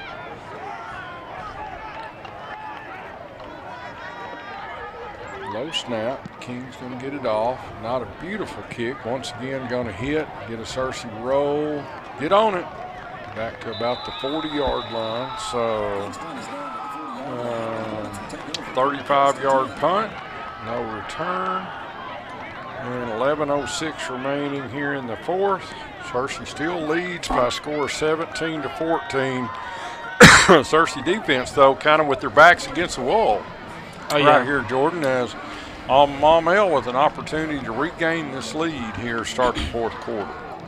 Yeah, as I mentioned earlier in the first half, we were asking a lot of the defense, and they were able to prevail, and as they did at the start of the second half as well, leading to us getting the score. Just got to close it out here. It's the fourth quarter, been very physical all game. Just got to continue to apply that pressure if you're the D-line. You can see why both teams are 6-2 and 4-1, though. This has been a good football game against two very evenly matched teams. Big run up across the 50, but another penalty flag down, and this one thrown by the umpire, so it's going to be another hold. Got a player down as well for Searcy. Is that DeAndre again over there? No, DeAndre's, he's fine. He's on the screen here. Now he's running off with his shoulder hurt. I'm not sure as DeAndre runs off holding that right shoulder.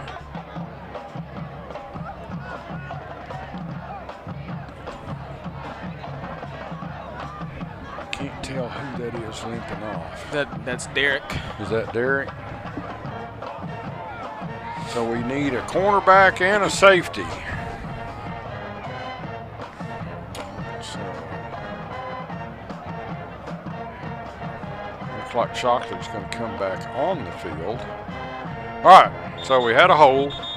Ball was at the 40. Now it's at the 30. It looks like DeAndre just going to come back out, even though he ran off the field on his own. Nobody ever attended to him, so he's just going to run back out on the field. I don't think the officials ever even saw it. Derek's going to go under the tent, maybe an ankle, knee, I'm not sure. 1st and 20. Tailback across the left side. Going to get some big running room up across midfield. He's really running hard now, Jordan. Yeah, just ran the same play on that left side again, and this time working in their favor there. Just got to be able to contain the outside if you're Searcy. Struggled against that really all season, just containing that outside pressure and the outside runs. First and 10 Maumelle as they cross the 50 at the 48. Quick screen, that ball hit the ground. That ball hit the ground. There's no way that's a completed pass. It's going to be second down. Intended for Josiah Warrior Benson. Falls incomplete. That brings up second down and 10. Second down and 10. Clock stopped with 10:28 remaining. Searcy leading 17-14 in what has been a very tight ball game here tonight from Searcy Line Stadium in this 9th week of the regular season. Tailback again to the left side, and lucky he was going to get a horse collar, but luckily without the horse collar he would have probably scored. Got him tackled down at the 28-yard line. That run picks up 20, and they're really starting to gash this Searcy defense right now. So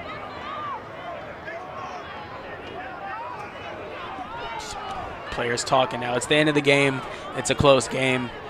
Everybody, they're going to be a little aggravated here. So he was tackled at the 28. Wouldn't you just go half the distance from the 28-yard line? Make it first and 10 at the 14. Well, he's pointing at both sides, so I'm not exactly sure. We maybe got some personal foul penalties also. Yeah, the player at the end for Maumelle, he was the one that came up to a couple of Searcy defenders after the horse collar had happened.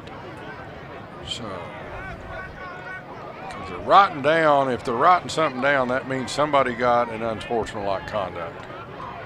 All right, we're going to have a personal foul, horse collar on Searcy. Okay.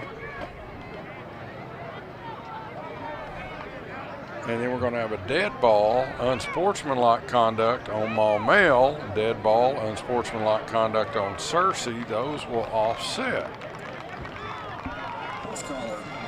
I'm not sure who the unsportsmanlike conducts were on, but that's what they were writing down, because those can cost you, if you get another one, to not be able to play. All right, going to go half the distance from the 28. Should be spotted on the 14-yard line.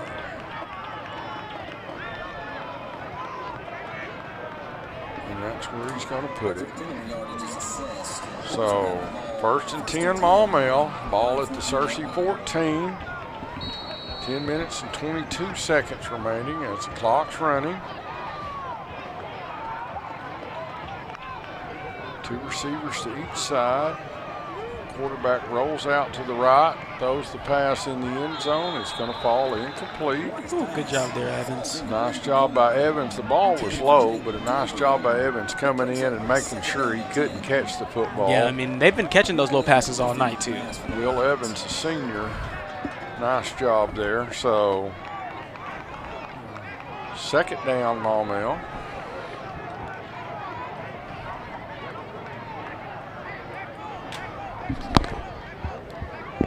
Clock stop, 10:08 remaining.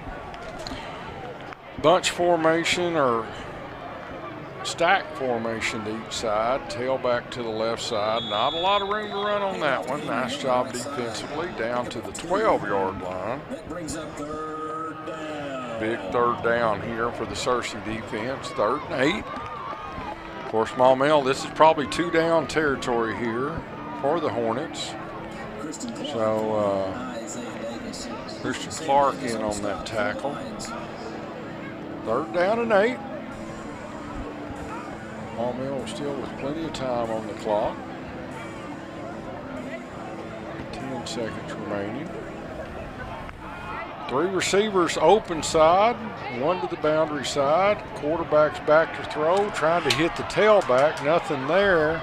Now he throws it in the end zone, incomplete. Nice job defensively there by the Searcy Lions, as that was Carter Blanchard defensively, all over his man. Great job by Blanchard, and they're running a field goal unit out. All right, I'll take that. It's on the left hash at the 12-yard line. So they run some sort of heavy package out. What? I'm not. No, they're going to kick. So they're going to spot it at the 19. This will be a 29-yard attempt from a bad angle. So for a right-footed kicker, as it's fourth down and 8. Maybe we might get lucky here. Let's see what happens. Snap's not great, but the kick's up, and it's good. So the 29-yard field goal is good, and with 9:15 remaining here in regulation, we are tied at 17. So, well, you hate to give up any points, but 3 points is a whole lot better than 7. Yeah, as you mentioned, I think we'll take that heading into this offensive drive here. Searcy offense, they got to do something this drive. They're getting shut out a little bit during their last one. See if we can get Curtis in there, get a couple good runs there. Let's open up some gaps. Let's see what we get going here for Searcy. They seem to be bringing a little more pressure against us, a few more blitzes, so you might want to dial up a screen or some sort of a draw or something to see if you can kind of counteract that a little bit, as Maumelle's really bringing much more heat on our quarterback this second half than they did the first half. So Searcy has, who is that, Moore back along with Shockley. Well, there's Shockley right there. Trying to see who that third deep guy is.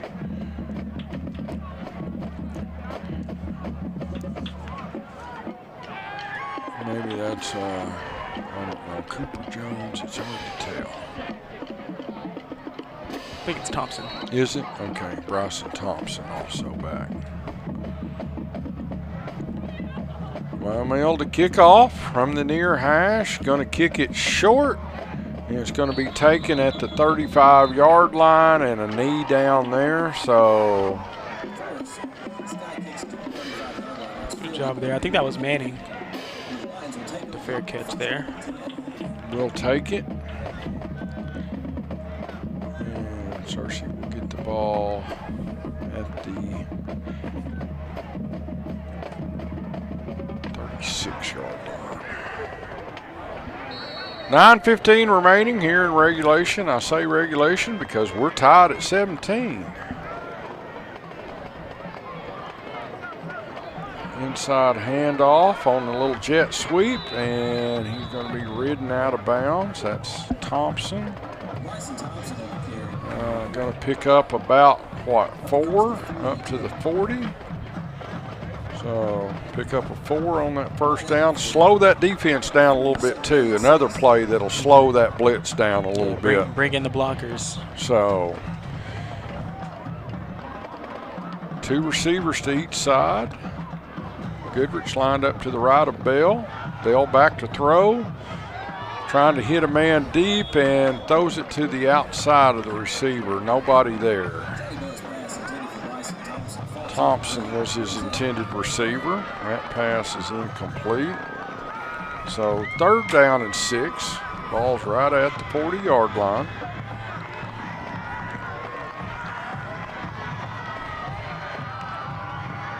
King now to the near side.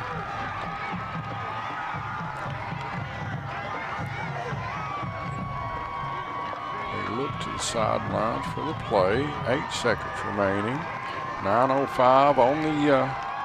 Now here comes that blitz again. Quaid was there, just couldn't catch the ball. A little bit high, but pass falls incomplete. They brought the kitchen sink again that time. Searcy had the right play call, just couldn't connect. So it's number 10 down for Maumelle. That's Gabriel. It's hard to read. That print they've got on here is tiny, and it's a hard print to read. Didn't see what happened to Gabriel. Are they Messing with the shoulder, maybe.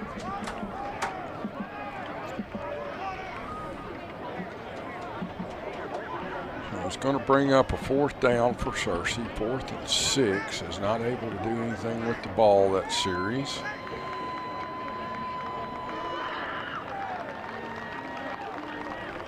Searcy defense is ready to check back in. As the punt team comes out. Got a lot of defensive players on that punt team.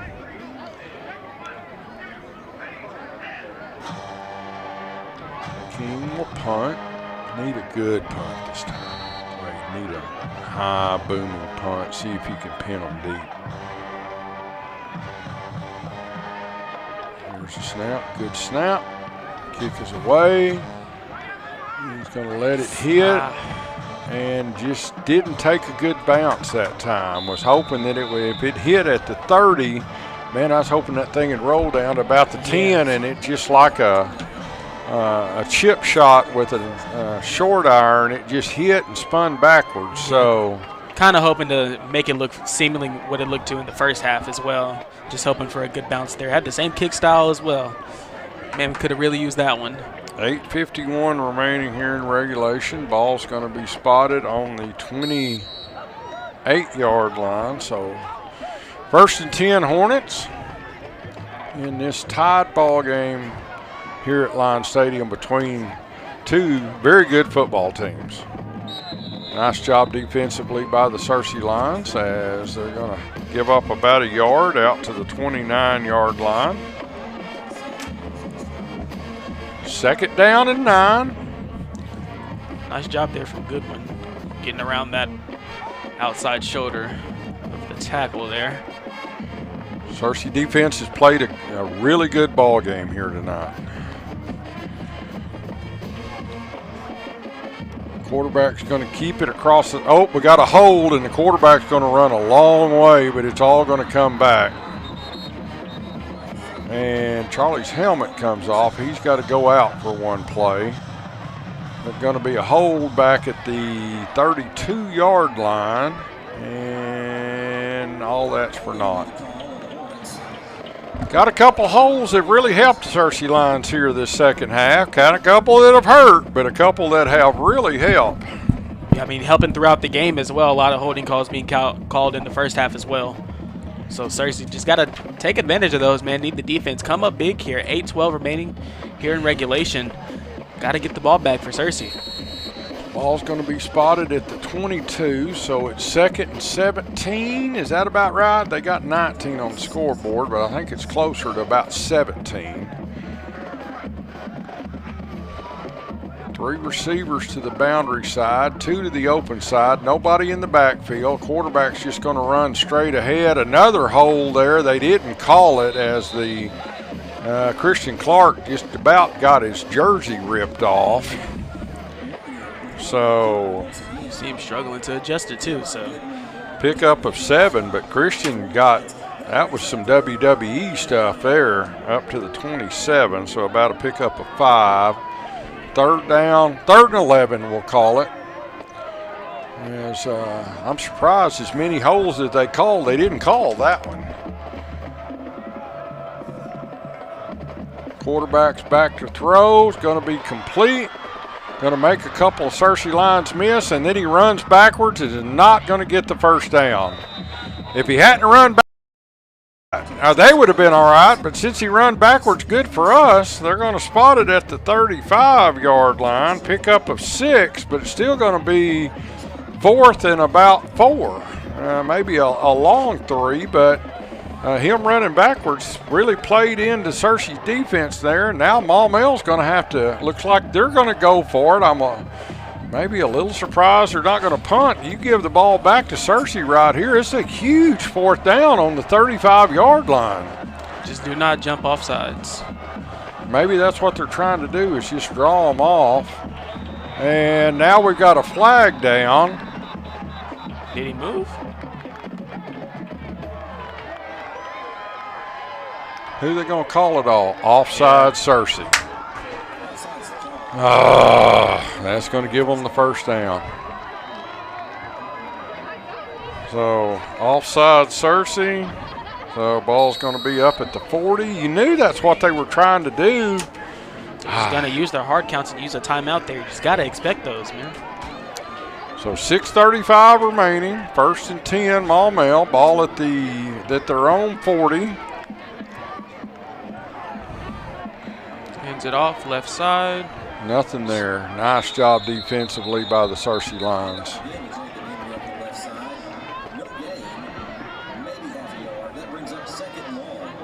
Second and long. I thought that was Lincoln on the stop. So pickup of 1. Nice job by the senior Lincoln there, really being physical on that ball, on that play. Yeah, nice to have Lincoln on this team, man. Lincoln, he's been physical all season, and he's been coming up big whenever we needed most on defense. 2nd and 9. They moved early. No penalty flag. Ball's going to be way overthrown. Nice job defensively, though, as Searcy was there, but there was movement early on that play. Nothing called. Was that Evans again defensively? Yeah, Evans coming in with the tackle there. Pass falls incomplete. 3rd down and 9. 5:42 remaining as the clock stopped. This is like a heavyweight fight now, as both sides are really duking it out. I know it sounds funny being 17, not a lot of scoring, but there's a lot of football being played out here right now. Pass is complete. Get him on the ground. There you go. Now it's gonna be short up at about the 47. So it's gonna be 4th down and 3. Again. And golly, don't jump off sides this time, guys.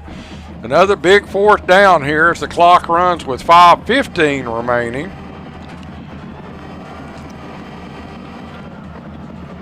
15 seconds remaining on the play clock.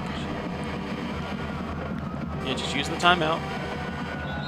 And now we got a penalty flag. This going to be on the offense this time. False start on the offense. That's going to push it back to and they're going to have to punt now. You can see them running the punt team out. That's what I'd do. There's no way I'd go for it here on 4th and 8 and give Searcy the ball on the wrong side of the 50. 4:57 remaining here in regulation, folks, as we're tied at 17, and we may play a little extra football here tonight. It's shaping up to look like it. Maumelle to kick. High punt. High punt. Going to hit at the 20, roll inside the 10. Get in the end zone. Get in the end zone. Get in the end zone. There you go.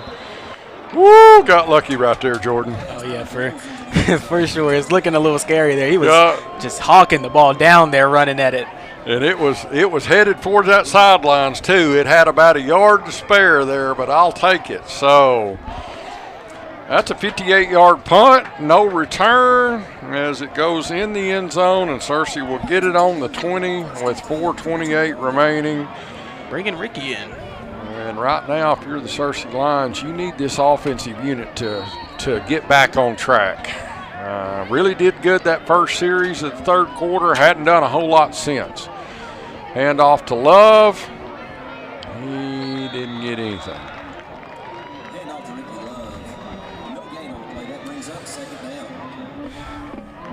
Going to be 2nd down. Searcy's been using Curtis in the late game all year long.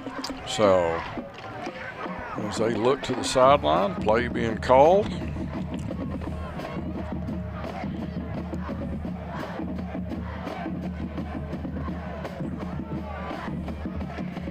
Run straight ahead. Nice job that time picking up some extra yards. Ricky running hard. Had one of the offensive linemen come in there and give him a little help. So that run picks up, about 8? Bringing in the unit here. So they bringing in their heavy package. I'll go Wildcat. Probably going to go Wildcat as Bell will split out to wide receiver. There'll be a snap then to Cooper Jones. Cooper's going to run straight ahead to the right, going to break a couple tackles, going to get across the 30, the 40, out to about the 44-yard line. So that run picks up 16 for Jones, and man, that Wildcats can be effective with Cooper. We saw it really change the momentum of the ball game against Pine Bluff a couple of weeks ago. Looks like they're going to keep that same package in. It worked. Really nice decision making from Cooper, not deciding to keep on the outside, but cut back inside to give him the extra yardage. So Bell lines up at quarterback under center. Now he splits out to receiver. Jones going to be in the Wildcat. He's going to run it to the left side this time. He's going to get brought down from behind, but not before he picks up about 6 yards. They're going to mark it right at the 50-yard line. So nice job by the Searcy offense. Picked up 30 yards here on this drive with 2.5 minutes remaining as they stay in that same formation. Wonder if they'll ever pass it one time. Oh, ball's on the ground. Cooper picks it up, loses about a yard. Now they're going to have to bring the regular offense back in as they lost a yard on that play back to the 49-yard line. So 3rd down and 5. Does that look about right? 3rd and 5? Yeah, 3rd and 5. I agree with that. As the regular Searcy offense comes in, and they're struggling to get the correct players out on the field. Now, I think I might call a timeout here if I'm Searcy. Oh! Ball's on the ground. Yeah, that whole thing was messed up because they're going to call that an incomplete pass. It's going to be because he threw the ball forward. That's an incomplete pass. So it's going to bring up 4th down and 5, and we have a Searcy line down, one of the linemen. Is that Delk? Oh, man. Noah done such a good job at center, and he's afraid he's maybe holding his knee. The freshman, Noah Delk. Let's hope that Noah's okay.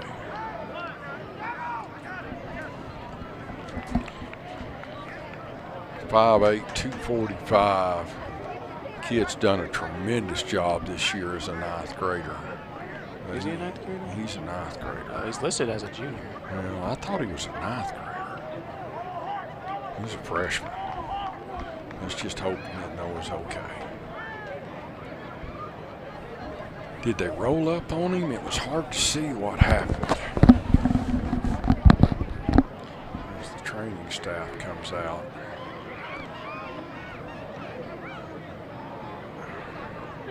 There's Tim Chung, physical therapist, coming out to look also.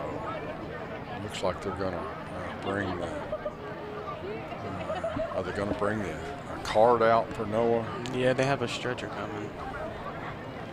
I hate to see this. Just hate it, hate it, hate it. Young man's done such a tremendous job for the Searcy Lions offensive line this year, and offensive line.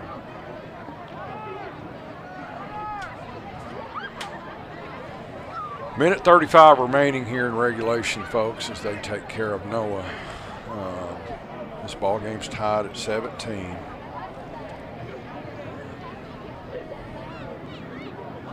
You say a little prayer if you're the praying type for Noah and his parents, as this has to be that's difficult, Jordan, very difficult. If you're a mom and dad up here in the stands, you see your son out there on the field. Let's just pray that it's not anything any worse, that they're just taking a lot of precautions. As you mentioned, yeah, he's been performing amazing all night. Just sucks to see here late in the fourth. Late in the game, and it had to be some sort of fluke play where they rolled over the top of him or something. As you see the entire Searcy coaching staff, you've got medics from North Star. You've got the Searcy trainers. I think I saw the Maumelle training staff come out also. I think they're trying to stabilize that right leg from what I can tell, but I don't want to say a whole lot. I just pray that Noah's okay.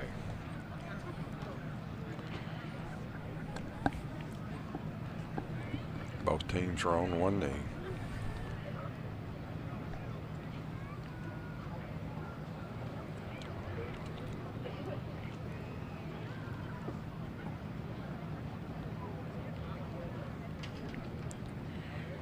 The officials will have to try to draw this thing back together when we come out, because it's going to be fourth down and 5.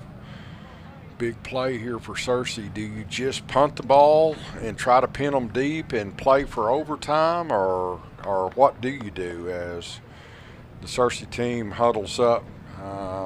Looks like they're going to say a little prayer for Noah. So as the entire team comes together at the 50-yard line. It's good to see.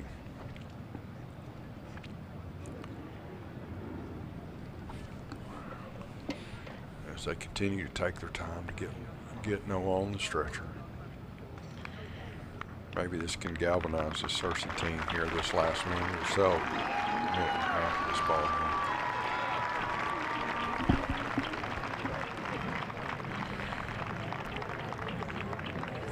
Wheel Noah off. Like I said, if you're the kind that does, give Noah a little prayer.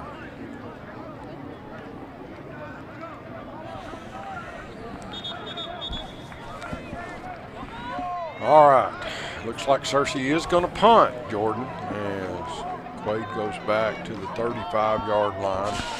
They want to pin Maumelle deep here with just a minute and a half remaining and see if maybe you can get a turnover, not give them the ball here at the 50-yard line. Yeah, Searcy defense just got to come up big in the end. Kind of similar to what happened against the Pine Bluff. Zebras just got to depend on the defense at the end, and I'm sure as well as they've been playing, they'll do something. King to punt. There's a snap. Good snap. Gets a nice kick away. High hanging spiral. Going to be taken right at the 20-yard line. Wasn't the longest punt in the world at 31 yards, but it was really high. One of those tail draggers, and Maumelle gets it back with a minute 28 remaining here in regulation. We are tied at 17.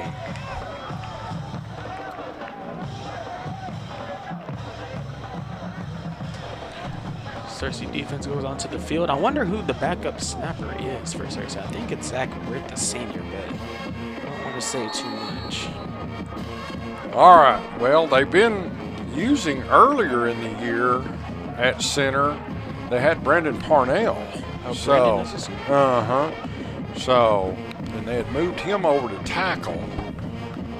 All right, tailback runs, nothing there. Nice job defensively. Strip that ball, guys. Strip that ball.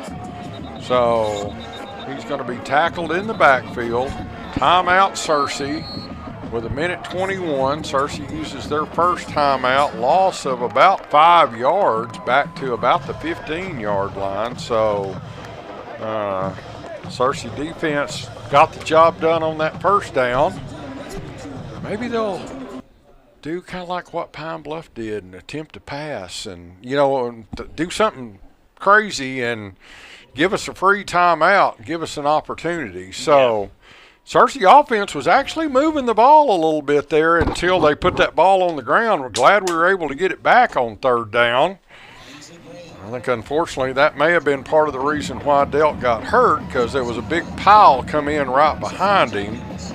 So they're going to call it 2nd and 13. They're going to spot the ball. I call it 2nd and 14 on about the 16. So I like to see Charlie's plan work. He's been going up, acting like he's going to blitz and coming off and going to the screen pass. Charlie's been a factor here tonight. 2nd and 14. Minute 21 remaining. They are back to throw. Throw it. Just throw it away. There you go. Get you a sack back at the 10, and Searcy's going to call another timeout. So it's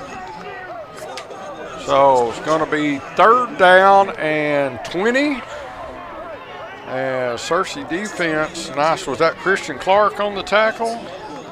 I want to say I think it was Goodwin that got Was the it tackle. Goodwin? I wasn't really sure, but nice job defensively as Searcy takes their 2nd timeout. both teams have, well, Searcy has one remaining. I don't think Maumelle's taken a timeout. Yeah, I don't think they. I think they put that on the wrong side. So 3rd down and 20.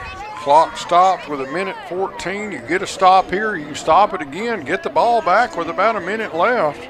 Ladies and gentlemen, here 2024-25, Searcy High School cheerleaders.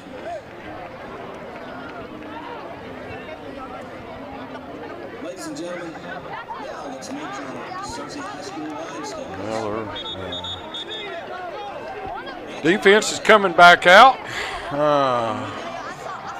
Huge play here for the Searcy line defense. Yeah, let's get the defensive backs to scoot back a little bit as, expect a pass here, of course. Get some pressure on the quarterback. See if you can maybe get one of these talented sophomore cornerbacks to get some sort of interception right here. You've actually got 3 sophomores in the backfield. There's also Shockley at safety.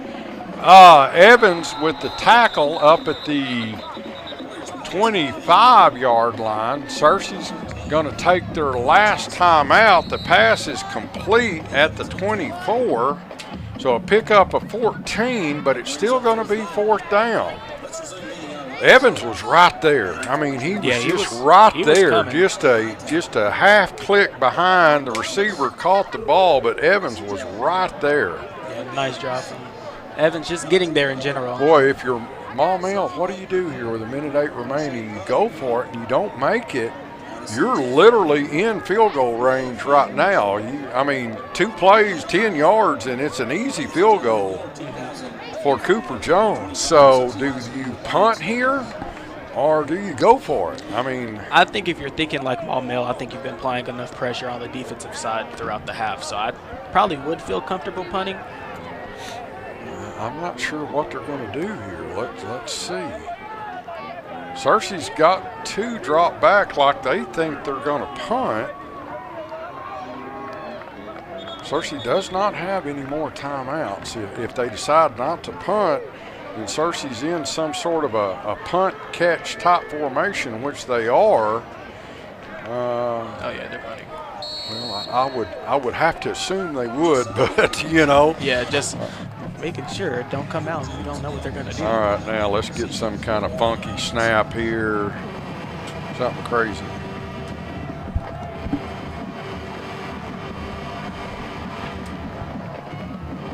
There's a snap. It's a high. Oh, he was able to come down with it. Oh, and he got a great kick away. It's going to be taken on a fair catch back at about the 30 by Shockley. So, long way to go for the Searcy Lions as the punt goes down to the 30-yard line. So it's 1st and 10 Searcy with 1:01 remaining. Ball spotted on the 30-yard line.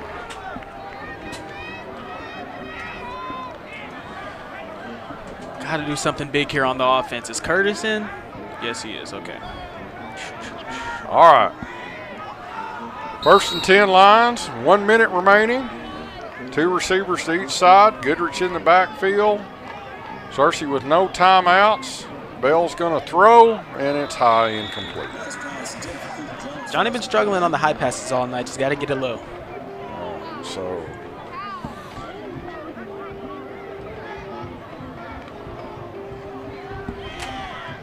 3 seconds ran off the clock that time. 2nd down, Searcy. That pass is incomplete too. These draws some time off the clock. Yeah, that's like no time off the clock. So 3rd down and 10. 2 plays have run exactly 7 seconds off the clock. That's not good. Now you're giving Maumelle an opportunity to get the ball back. Snap. Plenty of time. Pass is complete, and he dropped it. He dropped that.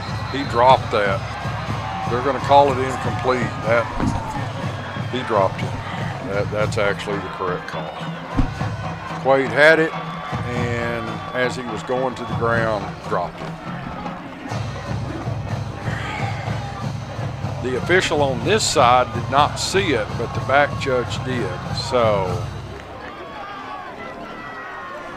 Searcy with 3 straight incompletions, ran 15 seconds off the clock. And unfortunately for the Searcy Lions, going to have to punt.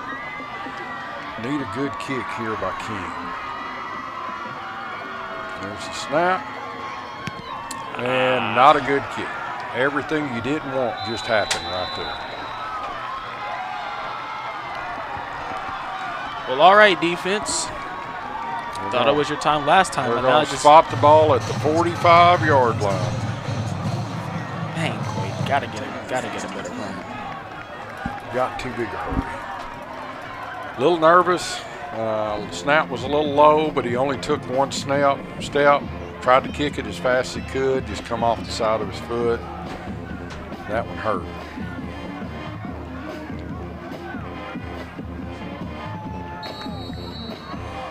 First and 10, Maumelle. Maumelle with 3 timeouts remaining, 40 seconds remaining here in regulation. Ball on the Searcy 45-yard line. Defense has played a tremendous ball game all night, and now they're going to have to right here. Yeah. Here comes the blitz. Quarterback's going to line up and throw it deep, and it's incomplete. Nice job defensively. Had 3 Searcy Lions back there that time. There was no chance as Carter Blanchard was back there with his man. So that took 5 seconds off the clock. Second down and 10. Nice job from Blanchard getting the jump on him early because he knew he had the height disadvantage there. Yeah. So if it was going to be complete, it would have been close because he already would have been up there with him. The receiver's 6'2". Carter probably runs about 5'9", maybe 5'10", something like that. Second down. Tailback to the left side. Breaks a couple tackles. Gets down to the 34-yard line. They use this on them? Clock's stopped with 28 seconds remaining till they move the chains. Now they roll the clock. Tailback to the left side again. He's going to get down to about the 26-yard line. 13, 12, 11. Maumelle's not taking their timeout. Now they do with 7 seconds remaining. Timeout, Maumelle. I think they're wanting us to put a little bit of time back on the clock. Let's see what they got here. And the Searcy coaching staff comes over to talk to Coach McCoy. Yeah, they're gonna have them put a little time back on the clock.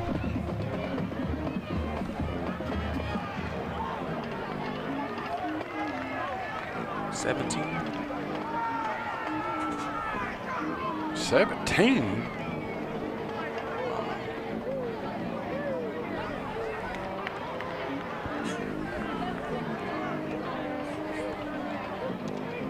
I don't know what they were.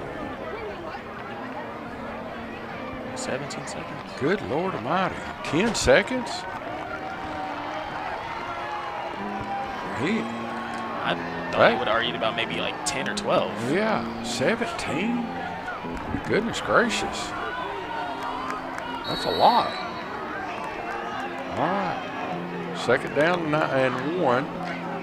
Ball at the 26. Nothing there, actually. Great job defensively by Searcy. Now they're going to call another timeout with 11 seconds remaining. Ball's going to be spotted back at the 30. That's a big tackle right there for Searcy because I don't think that kid kicked a decent field goal, but I don't think he's got a 47-yarder in him, Jordan. Maybe I'm wrong, but that 47-yarder would be a heck of a field goal. Oh, yeah, especially at this level, too. So 11 seconds remaining. Maumelle takes their second timeout. They have 1 remaining. Searcy's out of timeouts.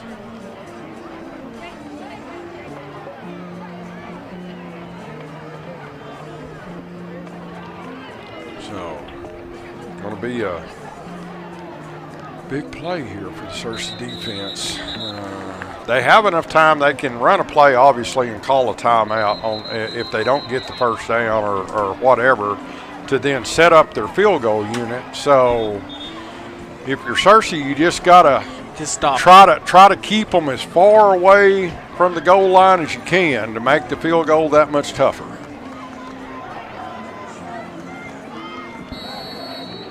"11 seconds remaining here in regulation. We are tied at 17.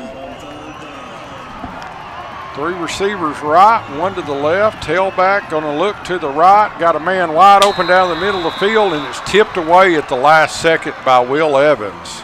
Nice job swatting that ball down there. So now it's going to bring up 4th down with 7 seconds remaining. And they're going to try it. Oh, they're going to try to. Well, might as well. I mean, I understand. What else? Yeah. You know, unlike college, timeout Maumelle. Unlike college, where you can catch it in the end zone and run it out, high school, if it goes in the end zone, it's a dead ball anyway, so it really is irrelevant.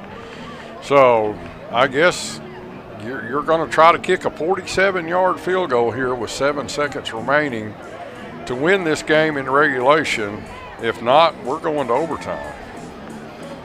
Searcy defense just been performing all night, just being well whenever we need the offense to do their thing. Searcy defense there to back them up. Really, so this, you know, I know they've given up a few points, but this is the best I've seen Searcy defense play all year. Oh, yeah, I can definitely agree. Physical, all flying to the football, making plays when they had to. All right. You've got a Shockley. Is that Shockley back at the goal line? You're not going to do you any good to catch it in the end zone. So they're going to line up to kick a 47-yard field goal as the ball's going to be spotted at the 37. There's the snap. Kick is going to be short, and he's going to take it at the 5. He's back up across the 15 to the 20 to the 25. Makes a man miss up across the 30 and finally steps out of bounds. Well, almost the old Auburn kick 6 right there. Looking scary, but now we're going to head into overtime, I believe. I think Shockley's down. He gets up. So we're going. We got another player down. We got a Maumelle player down. We're going to go to overtime, but let's take care. We've got a Maumelle player right on the Searcy sidelines. We're going to throw it down to the sideline here in a second, but let's make sure the player, we got a Searcy player down also. We got 2 down. So a lot of bodies flying right there on that last play. I think that's just a cramp. Yeah, that's just a cramp. Yeah, is that Shockley again? I think it is. I thought Shockley made it on up here. I don't drag him by his foot. I'm not sure what happened to the Maumelle player. There were so many bodies right there in front of us, Jordan. That is Shockley. Yeah. Is it Shockley? Yeah. Okay. Yep, you can see it now. I think whenever he got past that second blocker, I think there was somebody that came just laid a hit on him pretty good on the Maumelle player. I'm not sure what's going on with the Maumelle player, but there's a lot of attention being paid to him right now.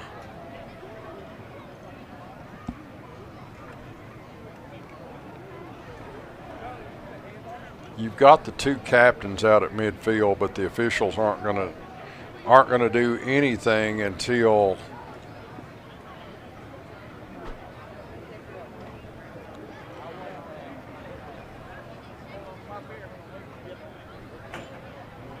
you think, how do they have cramps? It's November. It's cooler. A lot of effort's been put in here tonight as DeAndre runs over to the tent.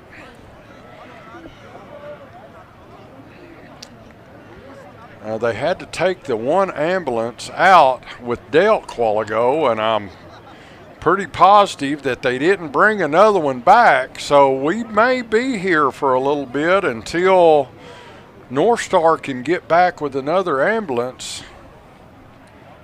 As the Searcy team huddles around again, the coaching staff, to say a prayer for the injured Maumelle player.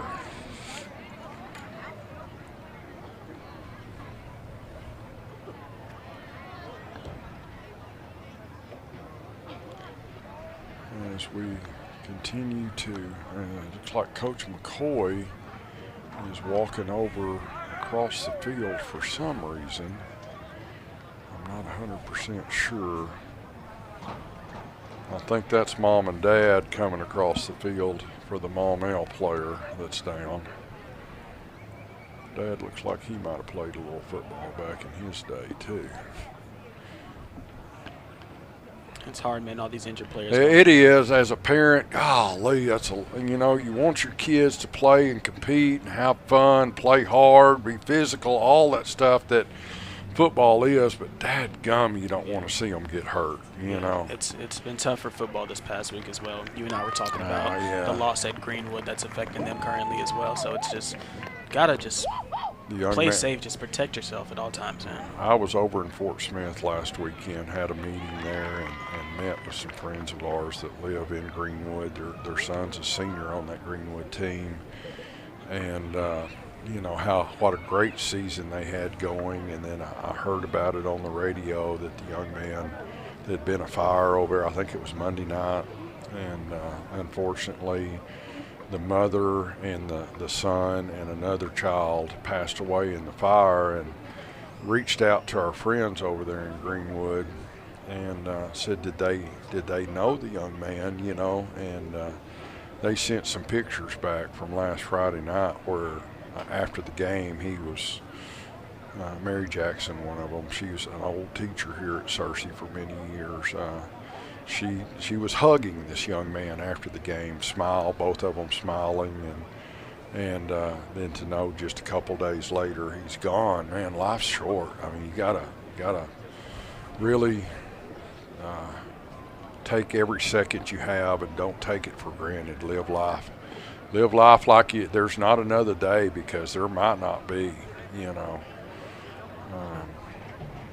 Just pray that this young man for Maumelle's okay. Not the way you wanted to end this ball game, as unfortunately, like I said, there's not an ambulance here right now, and they're trying to administer to this young man and then get an ambulance here later on. I think it may be something, they're really keeping him, holding him still, so I'm afraid it's something to do with the spinal neck type situation, trying to stabilize him until the ambulance can get back, because you want to move, you want to, you know, instinctively you want to try to move, and it's just right now it's nothing you can do. I don't want to speculate too much. Like I said, I just pray that the young man's okay. I think I hear an ambulance coming now. And you can hear. So hopefully they'll be able to get them in, let the ambulance get on out here on the field, and try to take care of this young man.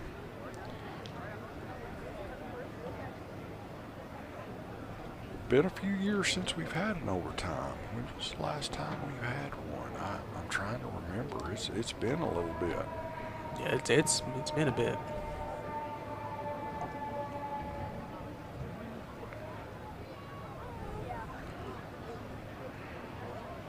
There's a lot of concern out there on the field right now.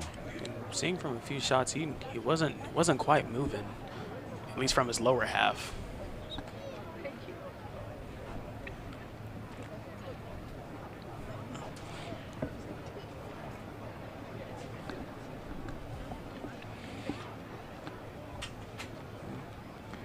Told the fire department is arriving now.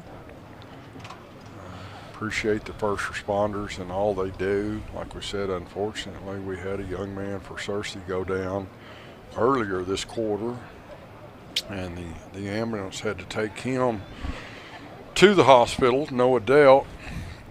And now we've had another injury, and there's not any sort of emergency personnel here. Of course, you and I have dealt with that, Jordan, even on Saturdays at the Pee Wee level. Oh yeah. Where we've had some players get hurt. Had a young man afraid it might have been some sort of spinal injury, and they wound up having to take him to. They took him to Children's Hospital, and he spent the night.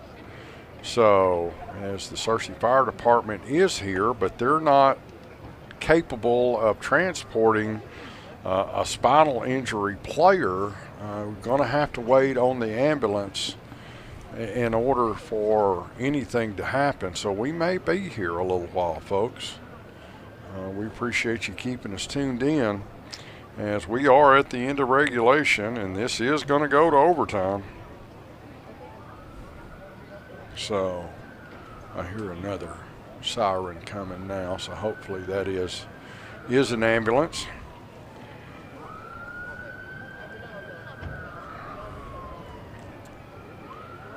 I just hate to see these young people get hurt. You got to be precaution-wise extremely careful, but yeah, as you mentioned, we're late in here in the football season. All the players are just going to be given everything. So the ambulance is here, we've been told.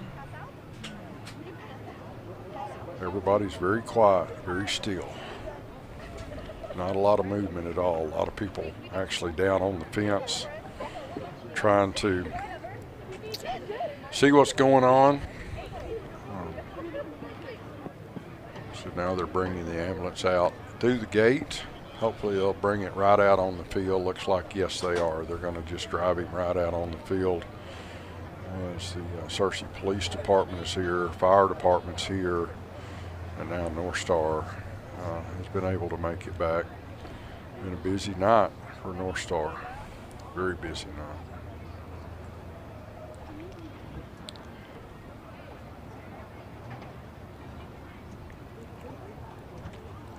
They're going to take their time, though, folks. They're not going to get in any hurry, and they don't need to. As they'll get the card out, they're going to stabilize him, make sure his neck is stabilized. Then it'll take a few of them to get him loaded up actually onto the cart, get him strapped down really good so that they can take every precaution they need to with this young man.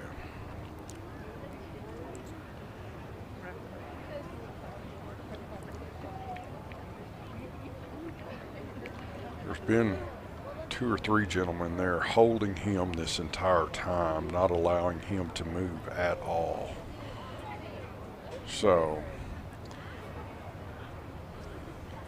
hopefully it's out of a world of safety, we hope. You know, what was it last year, the 10th game of the season? Jordan? Yeah, I remember, yeah. You know, Lawson Wimberly just on a play down there on the goal line, just to play, breaks his neck. And, you know, he doesn't get to play this year. Misses his entire junior year because of one play. So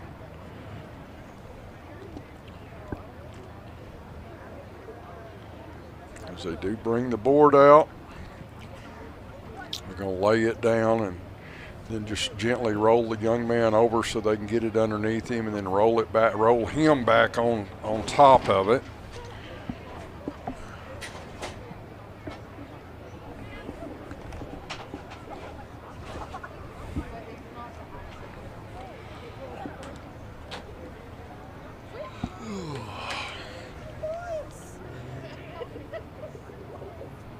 They are. Looks like maybe Coach Clark is going across the field now, not exactly sure.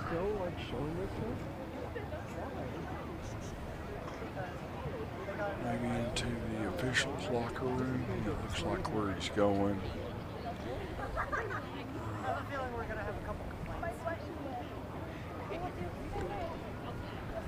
They continue to treat this young man down on the field.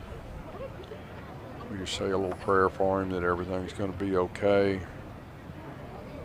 Looks like they maybe have got him on the board now, getting ready to place him up on the stretcher itself. You hate to see it once in a ball game, let alone twice.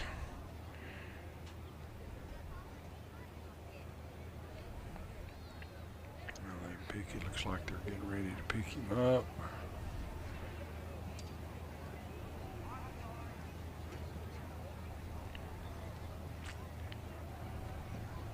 There we go.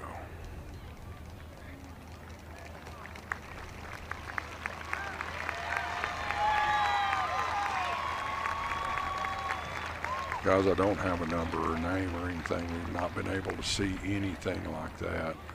They've definitely got him stabilized, got his neck stabilized, got his arms crossed over his chest like they do in a situation like this, so they can keep him as still as they possibly can.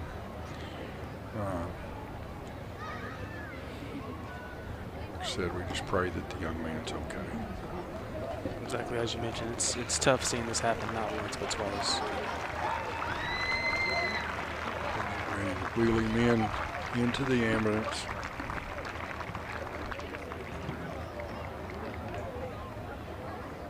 He's moving his hands, so that's good to see.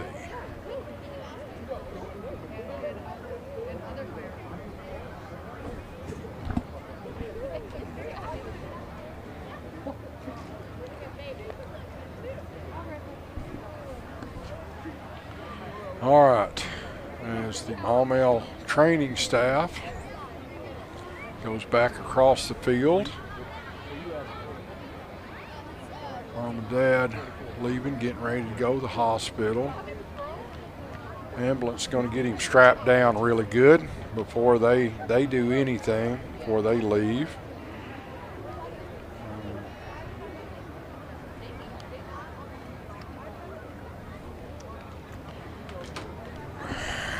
And we'll go to overtime. All right, let's talk about overtime a little bit here as they continue to work on this young man. You'll go out, you'll flip a coin, just like the start of the ball game. Whoever wins has the option of taking the football or defending a goal because you're not kicking off.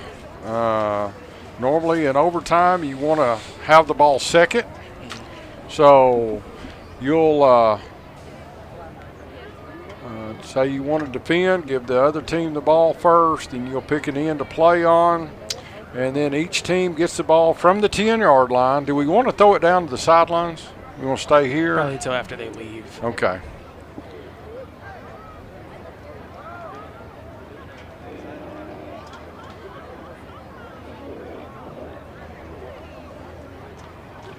Well, they're getting ready to leave. Let's go ahead and throw it down to Samuel for the sideline report before we get started here in this overtime.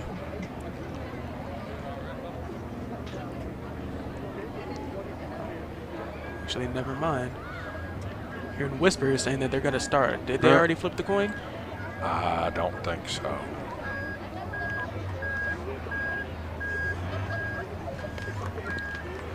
But then the team on offense will get first and goal from the 10-yard line.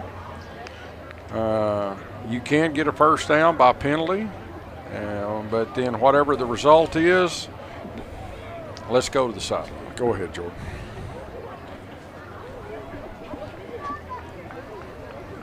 Ladies and gentlemen, we're going to have a 3-minute warm-up period. Yeah, it's tough to go back for both of these teams to playing football after what we just saw, an ambulance coming onto the field. I believe that was Anthony Kennedy for Maumelle that went down, so certainly well wishes towards him. But that's what they have to do. You know, they have a warm-up period here that the officials have given them, but then they got to go in and play overtime in a huge football game, a game with playoff ramifications, playoff seeding implications. And I can't imagine the mental toll that takes on two teams that have played their hearts out tonight, played themselves to a tie game in the fourth quarter. That game's going to overtime, and now you're going to have two of your fallen comrades. You know, Searcy, they had DJ Shockley go down. They also had a lineman go down earlier in the game. Maumelle now has Anthony Kennedy go down for them. So certainly well wishes to all those young men, but now these two teams got to do what they've done all night and keep playing a good football game, guys. Back to you upstairs. Couldn't have said it any better. It's been physical all night, LV. You just hate to see that the way it's starting to end here. If your parents, players, coaches on the sidelines, just overall it's just not good to see here. But as he mentioned, it's a pretty big ball game, and it sucks that you have to play now under these conditions, knowing no matter what happens now, still got to go out and play our hearts out at the end of the day. All right, excuse me. Honestly, couldn't tell exactly what happened on the coin toss. It looks like Maumelle's going to get the ball first. We're going to be going basically in the south end on the 10. I guess Searcy will be on defense first. It wasn't 100% clear when they did, but the way they had the players lined up, it looks like Maumelle will be on offense first. So Searcy will have the opportunity no matter what. Now, if you score, if you're Maumelle, you can kick the extra point. You don't have to immediately go for 2.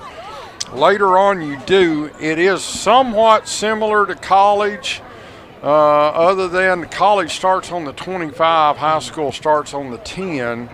So one team scores, the other one can come back and score.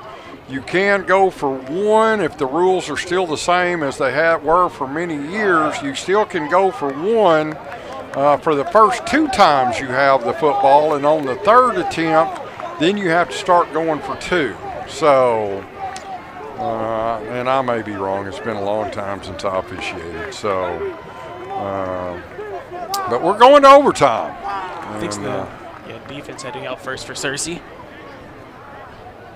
Need Sam Davis and Christian Clark to just instill that power that they've been doing all night. So, looks like Shockley's back out there. He's one bad move away from a cramp waiting to happen, though. So, not wrong on that. So it'll be 1st and goal. No time now, folks, other than just the play clock. You still do have a play clock. You can't just take as much time as you want to. But there is no game clock. We are tied at 17, and this is the first overtime. Ball's on the 10, 1st and 10 Maumelle. 2 receivers right, 1 to the left. 2 in the backfield, 1 on each side of the quarterback. There's a snap, hand off to the right side, and he's going to get down to about the 4-yard line. That run picks up 6, bring up 2nd and 4, and overtime's tough no matter what, but it's really tough once you've had to sit around and wait for about 15 minutes. So kind of hard to get your adrenaline's really pumping right there at the end of the ball game, and then just to have to stop, it's going to be tough. Going to be tough. See how Searcy adapts here. 2nd down and 4.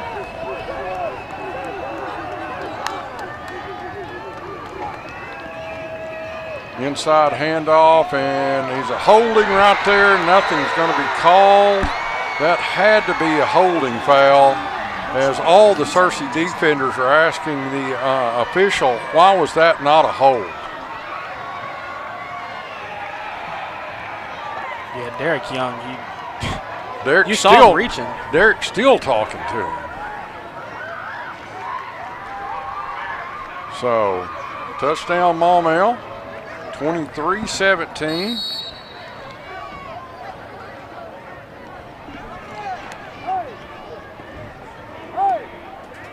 Maumelle's going to have to kick the extra point. They've got a player not out on the field. You get a timeout in overtime, so Maumelle did not have any timeouts, but they run a man out in time maybe to get this kickoff with 3, 2, 1. High snap. Kick is no good. Oh, it just barely got in. It was that close to being no good. So Maumelle leads 24-17. Now Searcy's got to score a touchdown and get the extra point. Go out with the big game plan here. I'm sure Curtis will probably be in. Just try to, as you mentioned earlier, Curtis has been running well all night. I wouldn't be surprised if they don't go with that wildcat. Oh yeah. I'd say give him a play and then probably run it once and see. Let's see. No, Davis is in there now. They're going to go to it right now.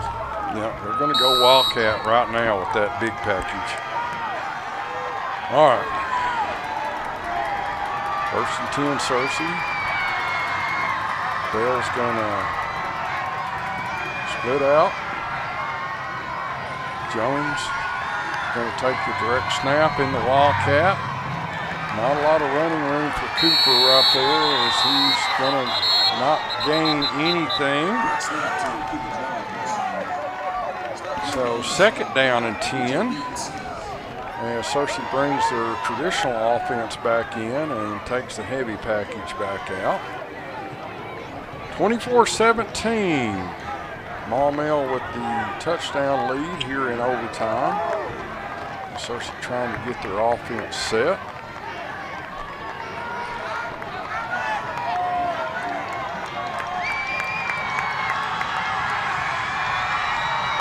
There's the snap. Bell got a man open underneath. It's complete down inside the 5, down to the 3. Was that Jones on the reception? Yeah, I believe it was. Good job. I was scared he was going to try to throw it in the end zone to one of the 2 covered receivers, which it would have been extremely close if he did. So now they're going to send the heavy package back out, looking at the wildcat again. Pass complete. 3rd down and 3. Goal at the 3-yard line. One of these times you got to do something different on this heavy package and try to run something funky off of it. I'm not sure this is the time. Cooper straight up the middle. Touchdown. Touchdown. So, touchdown, Searcy. Jones with the touchdown. So, Searcy going to call a timeout. Searcy going to think about going for 2 right here. Do you go for 2 and try to win this one, or do you kick the extra point and go to the 2nd overtime? See, if you get it, you win the game, right? You get it, here's 2 points, you win by a final of 25-24. If you don't get it, it's over. You lose 24-23. I think I would understand if he went for 2 here. Looking back at the defense in the first drive, everybody, they just look so wore out. It's looking rough for the defense right now. Evans, he was limping on the field. Clark was limping on and off the field, coming in and out of the heavy package as well. So Shockley's hurt. Yeah, Shockley's hurt too. So it's kind of like, do you trust your offense right now to just get this extra point here? Well, you practice certain plays for certain situations, and you save them. You've got a handful of plays you save.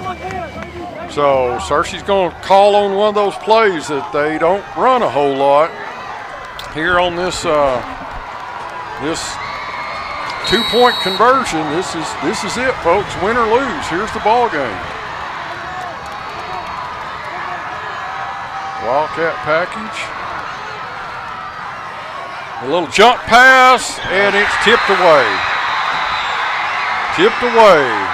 And Maumelle comes away with a 24-23 victory over the Searcy Lions. It was a physical battle throughout all the game. That pass was intended for Christian Clark there. What a game from both teams. Got a Searcy line down. I'm not sure who it is. Down towards the middle, it looks like. Are they good? I think it was Cooper Jones, actually. Oh, what a heartbreaker for the Searcy Lions. Yeah, as you mentioned, I think that the adrenaline wearing off just kind of impacted a lot of players there at the end. So it was kind of just, do you send the injured defense back out there at the end? I don't have any problem with going for 2. Yeah. I hate it that they didn't make it. I do. I hate it that they didn't make it for the Searcy Lions because they fought so hard. But unfortunately, you got to have a winner and you got to have a loser. And for the Searcy Lions, they were not able to come away with the victory here tonight against a very good Maumelle bunch. So Searcy falls to 6-3 on the season, 4-2 in conference play, and Maumelle goes to 7-2 and 5-1 in conference play. So that makes the ball game next Thursday night that much more critical for Searcy. Oh, yeah. Jordan is BB being the lower seed there, they're trying to climb up as well, and Searcy might have dropped down a spot. So now it's just a battle of who's going to get that seed. And as you mentioned, if this was the case, Searcy needs to win to get on the other side of that bracket. right. So Searcy's got a huge ball game coming up next Thursday night. You're not going to be able to be here as your little brother's playing football that night in a Pee Wee game down at Benton. Bryant? Benton. So my ex-old partner, he's going to be with me next Thursday, I hear. So that's exciting for me and him, but I hate it for you because you've done a great job, Jordan. I hope we have another home game. Who knows? We will not know. But you and I will be back together for basketball season, obviously. But that's it for tonight, folks. I hate to report it this way, but our final tonight, Searcy Lions go down by 1, 24-23 to the Maumelle Hornets. Jordan, thank you, bud. Done a great job. Had fun all year, and we're going to have some more fun as the season goes along and as the basketball season goes. I know you're excited. Oh, yes, sir. I mean, after tonight, I'm just kind of still praying for both players, hoping everybody gets well. But once again, as I mentioned, that's going to do it. 24-23 going to the Hornets. Thank you once again for everybody tuning in to tonight's stream. We'll see you Thursday for the BB game. That'll be senior night as well. Good night, y'all.